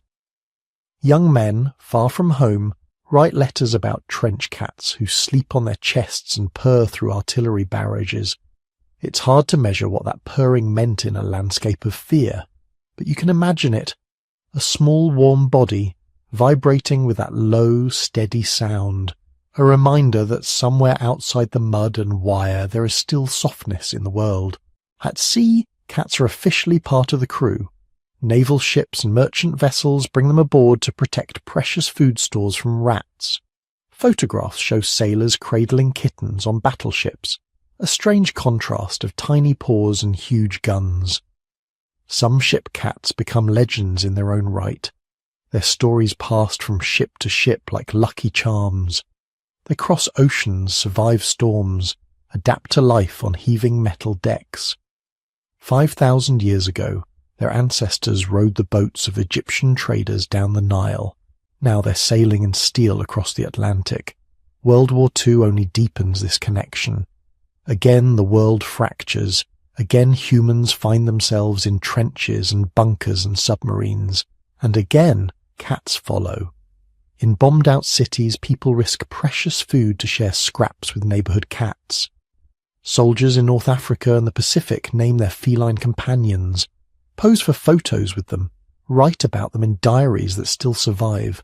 In a time of rationing, blackouts, and constant bad news, cats become tiny islands of normalcy, something soft to touch when everything else has turned to metal and stone. But while wars rage, another quiet revolution is gathering strength. Not on battlefields, but in basements and hardware stores. It's 1947 in Michigan. A young man named Ed Lowe is working in his family's industrial absorbents business. They sell things like clay and sand for mopping up oil and grease. A neighbour comes by with a problem. Her cat uses a box filled with ashes as a toilet, but the ashes are messy and track everywhere. She wants sand. Ed doesn't have clean sand on hand.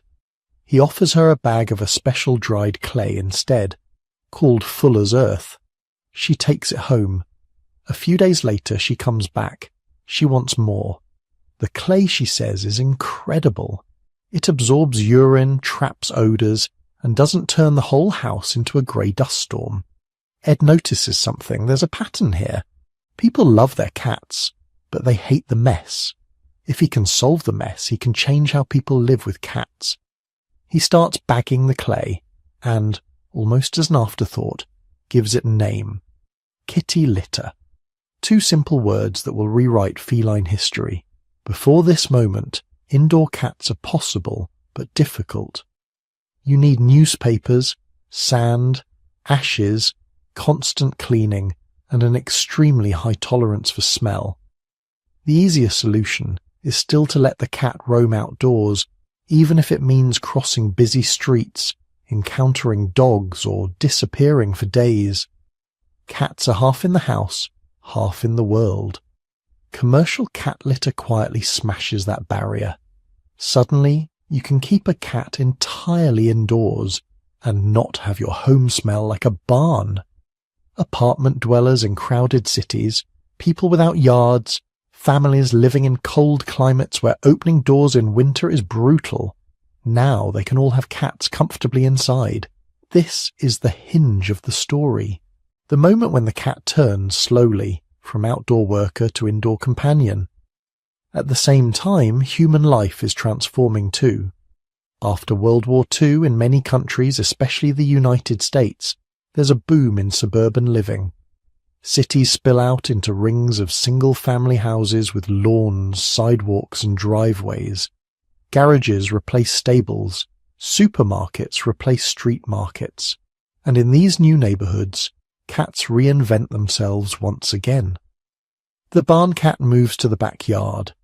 The alley cat becomes the neighbourhood cat, slinking from yard to yard, lounging on porches, napping on warm car hoods. Inside, another type of feline appears. The strictly indoor pet, reclining on sofas, watching birds through picture windows, snoozing on television sets that hum with warm vacuum tubes. The rhythm of cat life changes, no longer tied to barns or docks. They live on cul-de-sacs and fifth-floor walk-ups. 19th century cats might have hunted in fields.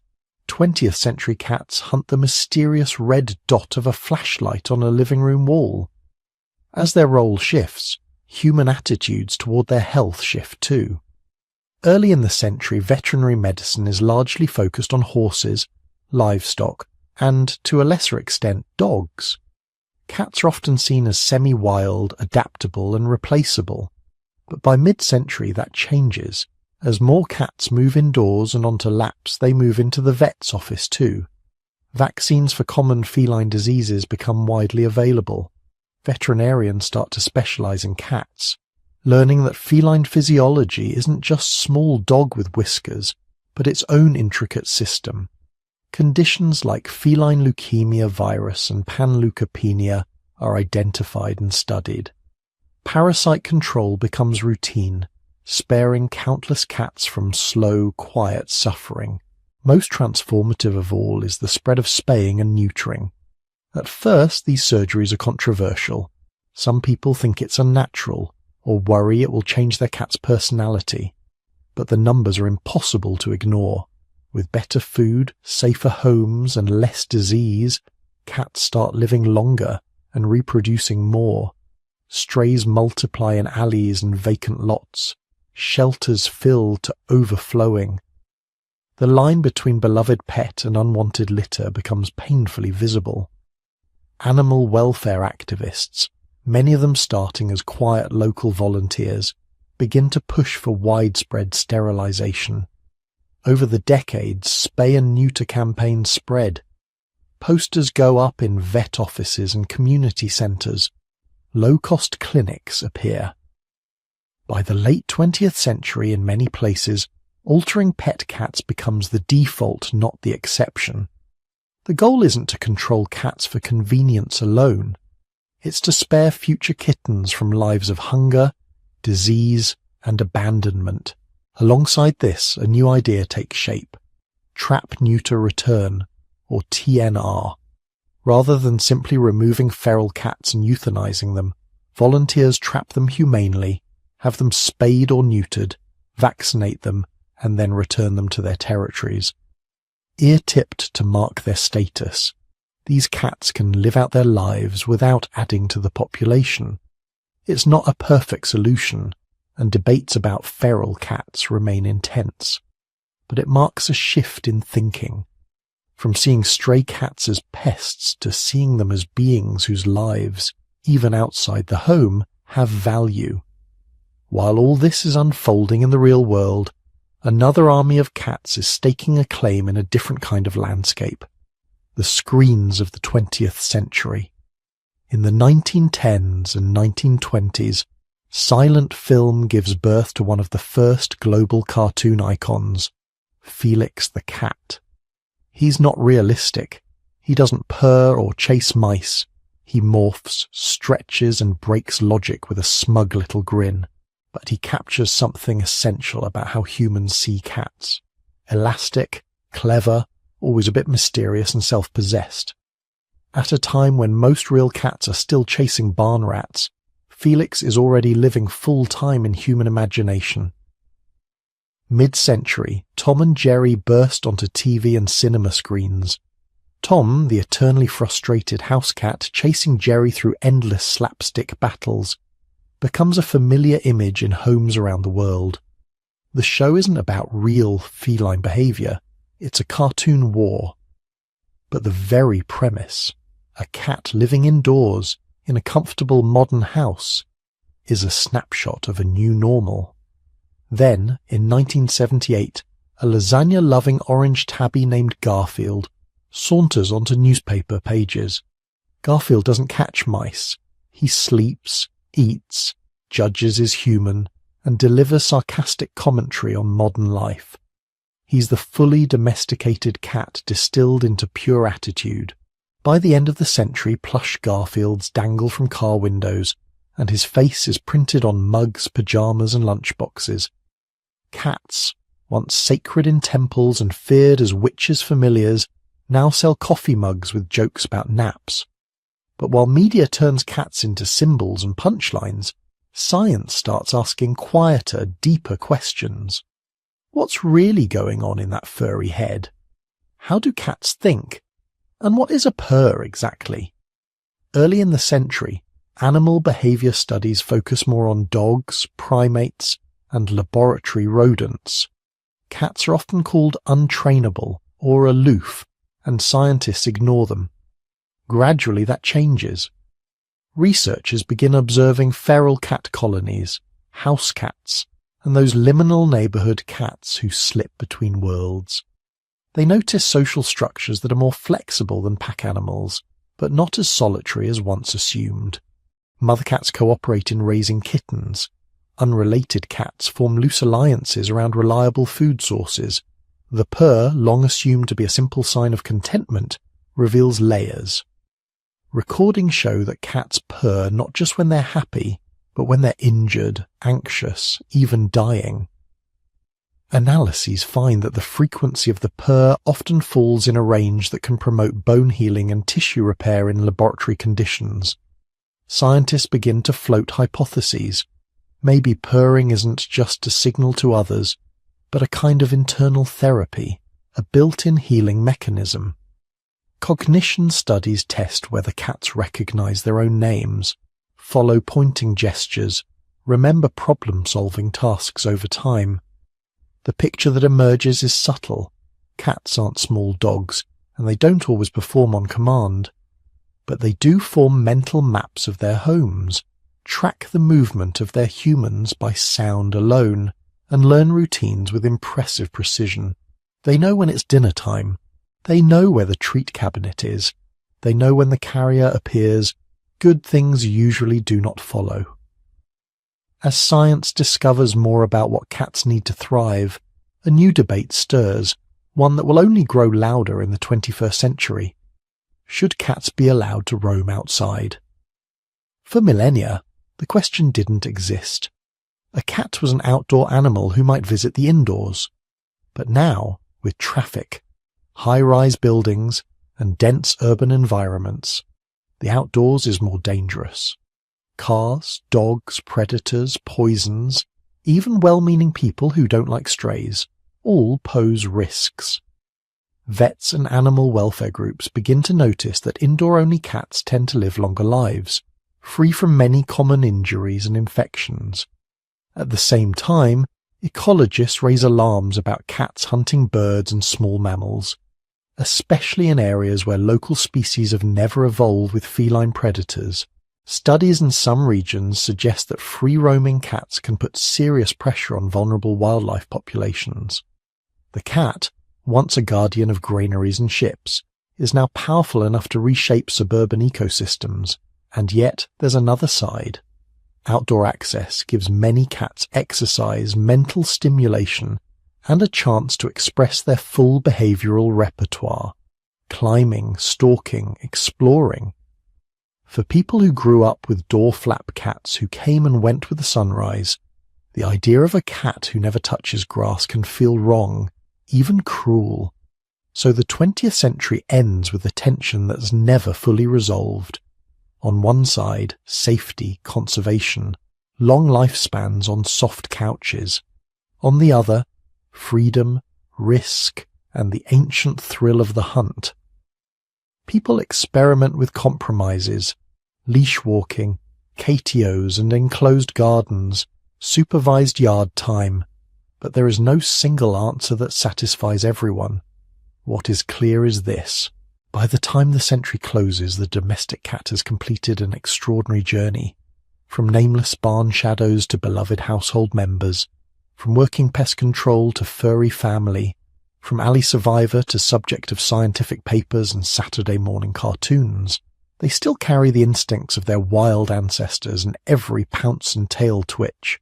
But their world has narrowed and deepened, from open fields and harbour docks to living rooms, bedrooms and sunny windowsills. They have moved slowly and silently from the margins of human life to its centre, and in the glow of late-night television, while the world outside hums with cars and neon, a cat curls at the foot of a bed, purring.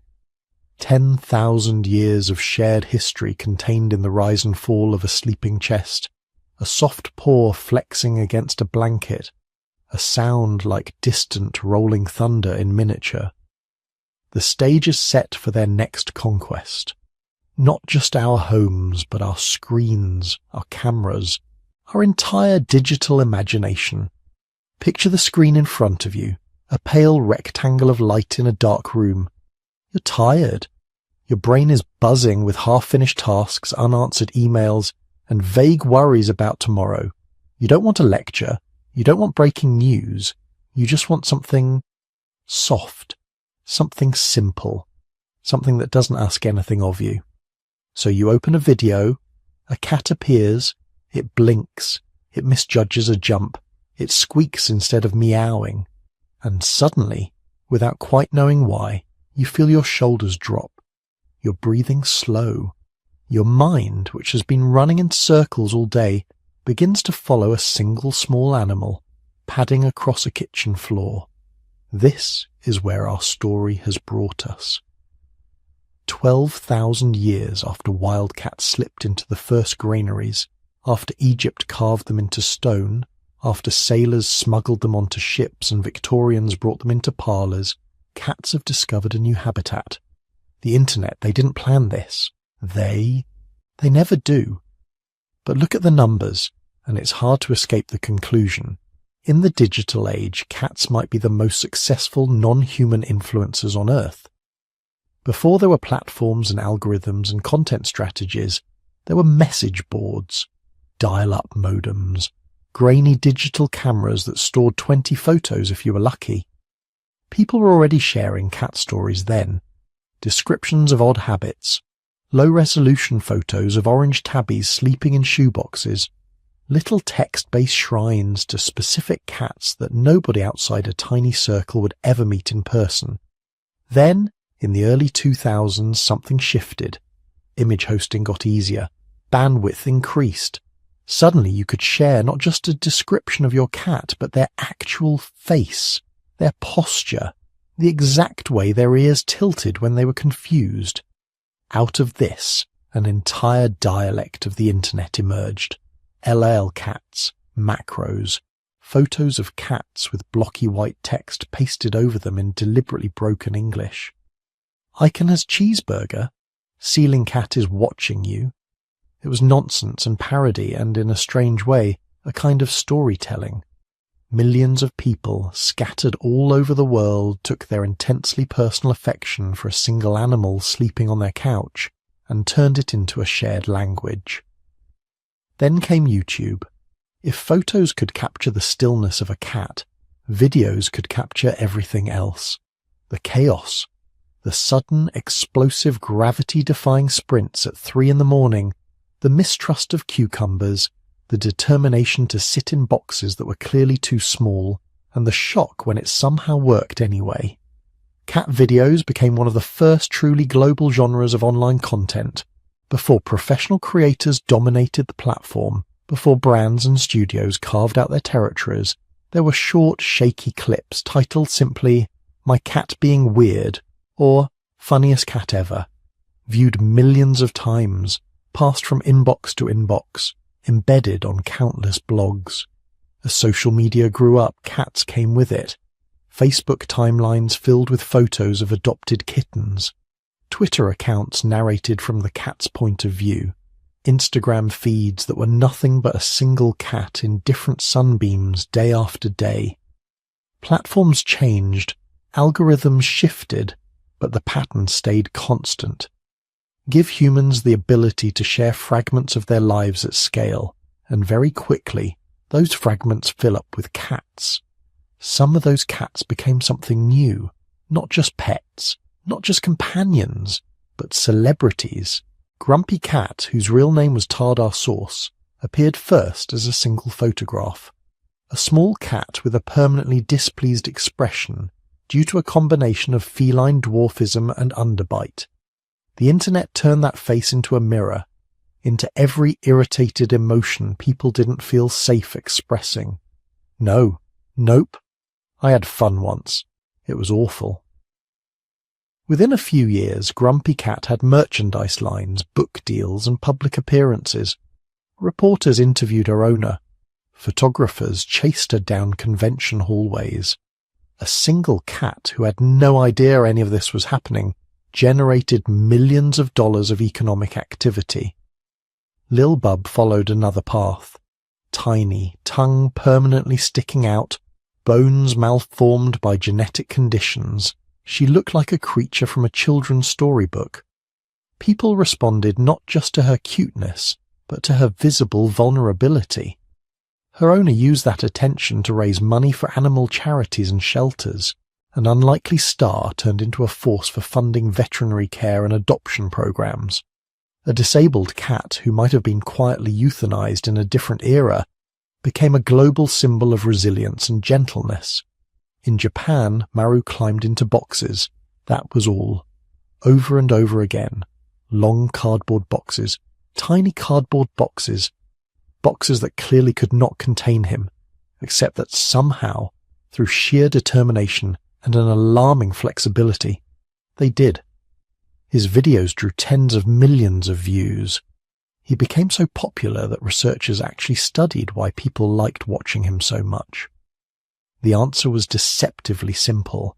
It made them feel good, calm, amused, but in a quiet, low-stress way. This is one of the mysteries of the digital age. In a world overflowing with high-budget entertainment, special effects, and carefully engineered addictive content, why do so many people still choose, again and again, to watch a cat playing with a crumpled receipt? Psychologists have some ideas. When you see something cute, round face, big eyes, small body, your brain fires up circuits originally tuned for infant care. Nurturing responses, protective instincts. These circuits are deeply wired. They're about survival, not logic. A kitten tumbling off a couch onto a soft rug can trigger the same wave of tenderness as a human baby reaching for your finger. At the same time, cat videos are low stakes. The plot is never complicated. The outcome is rarely tragic. You can watch for 10 seconds or 10 minutes and step away easily. Compared to news feeds full of conflict and crisis, a cat trying to catch a laser pointer is emotional breathing room, a tiny, portable pocket of safety. Studies suggest that people who watch cat videos report lower stress, more positive emotions, even a bit of relief from guilt and anxiety. It's not therapy in the clinical sense, but it's soothing, predictable, shareable. You send a cat clip to a friend and you're not just sharing entertainment. You're sending a tiny wordless message. Take a break, breathe, here's something gentle. While the internet was busy turning cats into memes and minor deities, scientists were quietly using digital tools for something else, to understand cats as a species better than ever before. Geneticists began sequencing cat DNA on a massive scale. House cats from different continents, feral cats from islands and ports, pedigreed show cats with carefully tracked lineages. When they compared all these genomes, patterns emerged. They could see the signature of those first domestication events in the Near East, 10,000 to 12,000 years ago. They could see how cats hitched rides along trade routes, their genes spreading from grain stores in the Fertile Crescent to ports on the Mediterranean, then out along shipping lanes to Asia, Africa, and eventually the Americas and Oceania. An invisible migration, traced not by pottery fragments and stone tools, but by tiny variations in DNA. Modern studies suggest that nearly all domestic cats on Earth today descend from a single wild ancestor species, Felis silvestris libica, the Near Eastern wildcat. As empires rose and fell, as languages shifted and religions changed, the cats kept moving. Now, in the age of spreadsheets and satellites, we can finally map their path with some precision. Each hair you sweep off your couch carries a barcode of history. Scientists are also using data to explore the cat-human bond itself.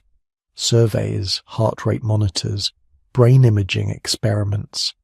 They show something that cat owners have suspected for a long time. Cats notice us. They track our movements, our routines, the tone of our voices. They recognize their names, even if they choose to ignore them. They form attachments that, in many cases, look strikingly similar to those of human infants toward their caregivers. Not always, not every cat, but often enough to be more than coincidence. All of this is happening against a backdrop of sheer numbers that would have stunned the first farmers who let wildcats into their granaries. By many estimates, there are now more than 600 million cats in the world. Some live in apartments and houses, eating carefully formulated diets and visiting veterinarians for regular checkups. Others live on farms and in workshops, semi-feral, tolerated as long as they catch mice. Millions more inhabit the in-between spaces, alleys, docks, abandoned lots, urban parks. Some are fed by volunteers, others rely on dumpsters and hunting. This global feline population has become the centre of new ethical debates. Outdoor cats, especially in places where native wildlife evolved without feline predators, can cause significant ecological damage. Songbirds, small mammals, reptiles. In some regions, conservationists argue that free-roaming domestic cats are among the most destructive invasive species on Earth. That's one perspective. On the other side, many cat advocates argue that cats are now so deeply woven into human society that treating them as simply invasive misses the point. They didn't choose to be spread to islands and suburbs. We brought them. We bred them. We made the conditions under which they now live. The responsibility, they say, is ours to manage them humanely. Out of this tension emerge practices like trap, neuter, return, in which feral cats are captured, sterilized, vaccinated, and released back into their territories, with the goal of stabilizing and gradually reducing colony sizes without mass killing. Supporters point to declining populations in some areas. Critics worry that even stable colonies keep predation pressure on vulnerable species. And so the debate continues, unfolding in city council meetings, academic conferences, and online comment sections. Within homes, questions of ethics take other forms. Should cats be kept strictly indoors, where they are safer from cars, predators, and disease, but confined to a limited space? Or should they be allowed to roam, expressing natural behaviors even if it shortens their lives and threatens wildlife? Is it responsible to buy certain designer breeds deliberately created for particular looks, flattened faces, hairlessness, extremely short legs, when those traits can come with chronic health problems and discomfort?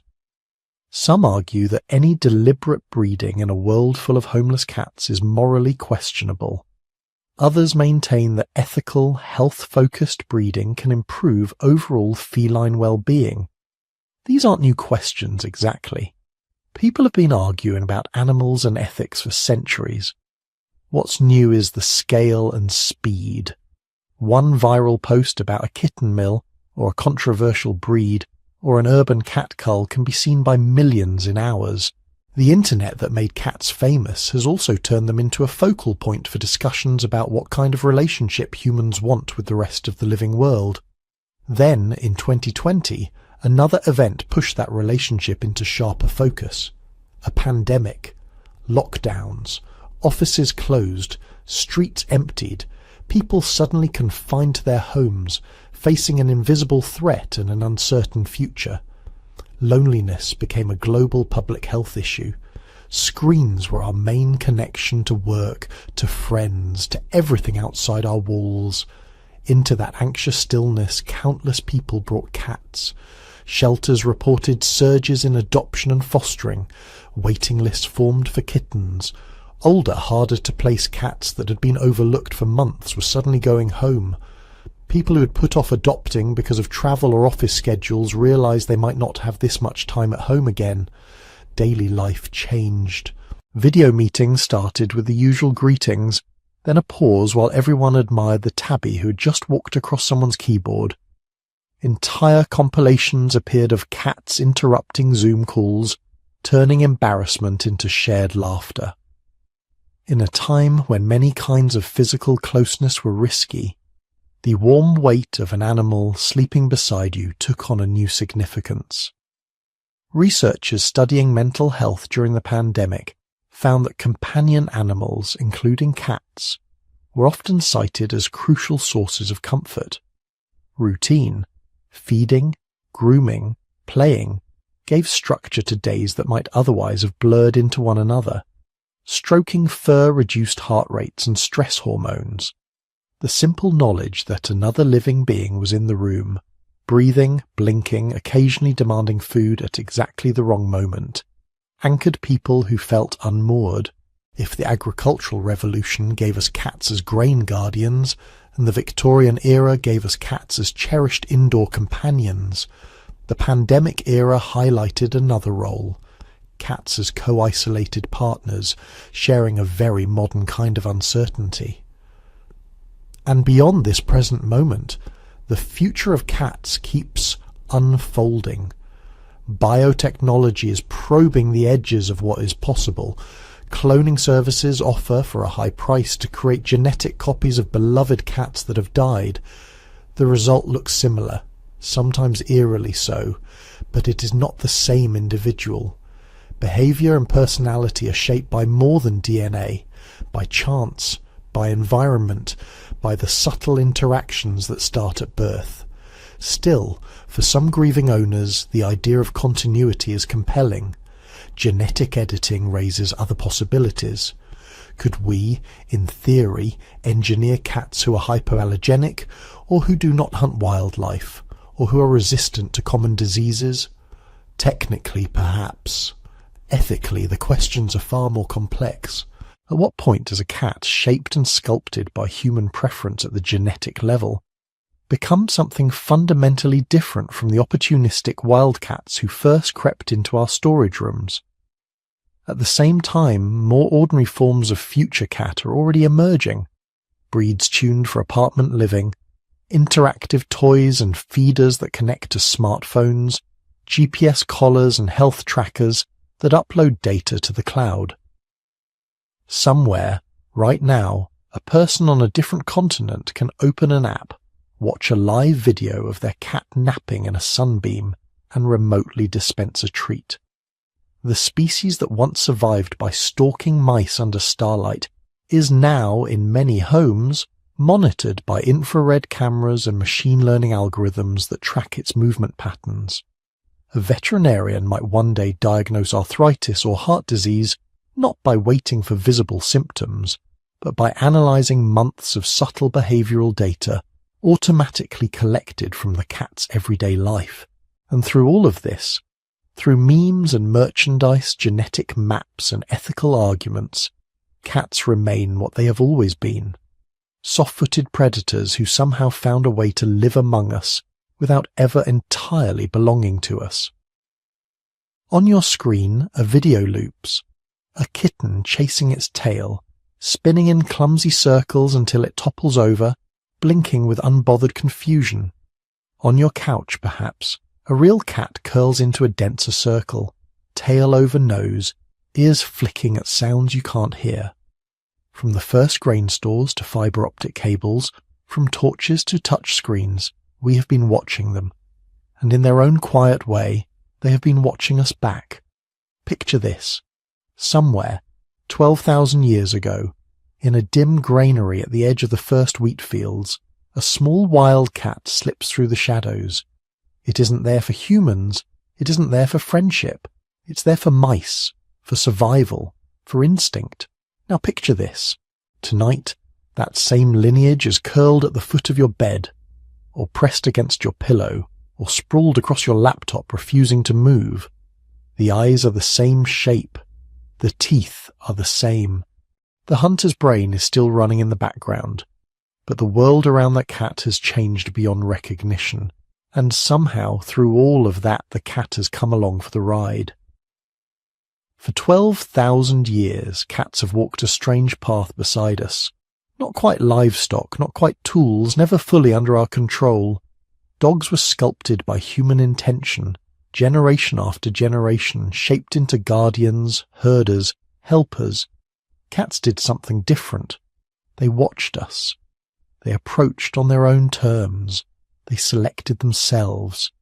Even today, a domestic cat is astonishingly close to its wild cousins. The genes of a tabby in your living room and a Near Eastern wildcat stalking a rocky hillside are incredibly similar.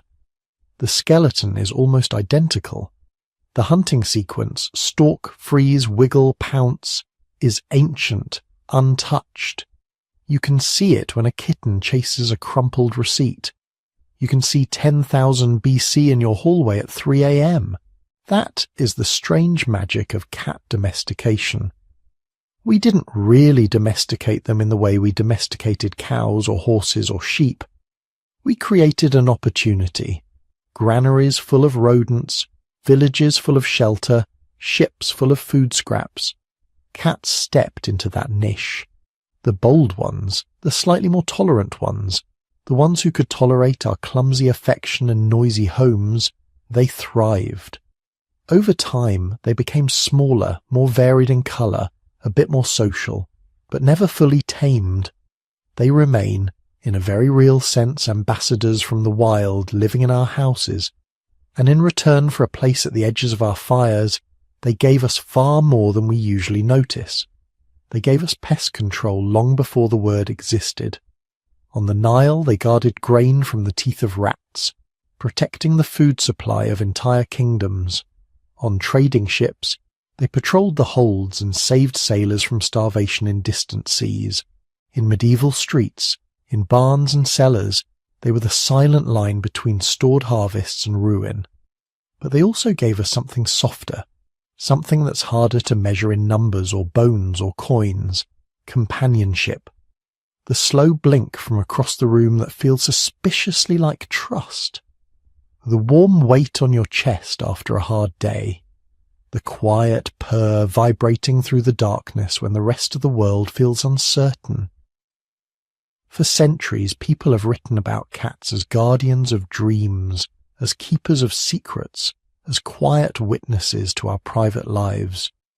They sat beside Egyptian scribes under oil lamps, curled beneath the chairs of Roman philosophers, hid under the benches of medieval taverns, posed stiffly in Victorian portraits, and then, centuries later, exploded into endless, ridiculous GIFs and videos, looping endlessly on phone screens across the planet. From sacred statues in temples to reaction memes on the internet, cats have remained themselves, independent, unimpressed, occasionally affectionate, frequently mysterious. And that mystery is part of why we can't look away. Other domestic animals give us devotion, obedience, clear signals of emotion. Cats give us ambiguity, a tail flick that might mean irritation or might mean excitement, a sudden midnight sprint that could be play or could be some ancient desert hunter rehearsing for a life it will never need to lead. We project stories into those silences. We wonder what they're thinking as they stare into corners we can't see. In every era, that combination of closeness and distance has fascinated us. A creature that lives in our homes, but seems to belong somehow to another world. And yet, despite all the legends, all the superstitions, all the centuries of fear and adoration, the core relationship is simple. We give them shelter, food, warmth, and a place to sleep in the sun. They give us a little control over the pests that would eat our food. They give us a soothing presence in lonely rooms. They give us something to care for that is never fully ours. They give us laughter, comfort, heartbreak, and the soft echo of wild grasslands in every purr. If you've come this far in the story, through ancient fields, temple walls, plague-ridden streets, Victorian parlours, and all the way to the digital age, thank you for sharing this journey through 12,000 years of purring. If you'd like to keep exploring histories like this, you can gently tap like and subscribe to join our little community here. It helps more than you might think, and it lets us keep making long, calm stories for you to fall asleep to. I'd love to know where you're listening from tonight. A city apartment, a dorm room, a farmhouse, a ship at sea. If you feel like sharing, leave a comment with your country or your city. And, if you have a cat, tell us their name and maybe one small story about them. Somewhere out there, someone else falling asleep might be listening with their own cat tucked under the covers. If you want to go one step further, there's also an optional channel membership here on YouTube. It's never expected, but it's greatly appreciated. Members help support the time and research that go into these long, quiet journeys, and any support of any kind, including simply watching and resting, is received with real gratitude. For now, wherever you are, lights low, headphones on, a cat purring nearby, or just the memory of one, I hope your mind feels a little softer, a little calmer, knowing the path that brought those soft paws to your pillow. From the wild edges of the first farms to the quiet of your room tonight, thank you for spending this time exploring the history of cats. Rest well, and may your dreams be accompanied by 12,000 years of gentle purring.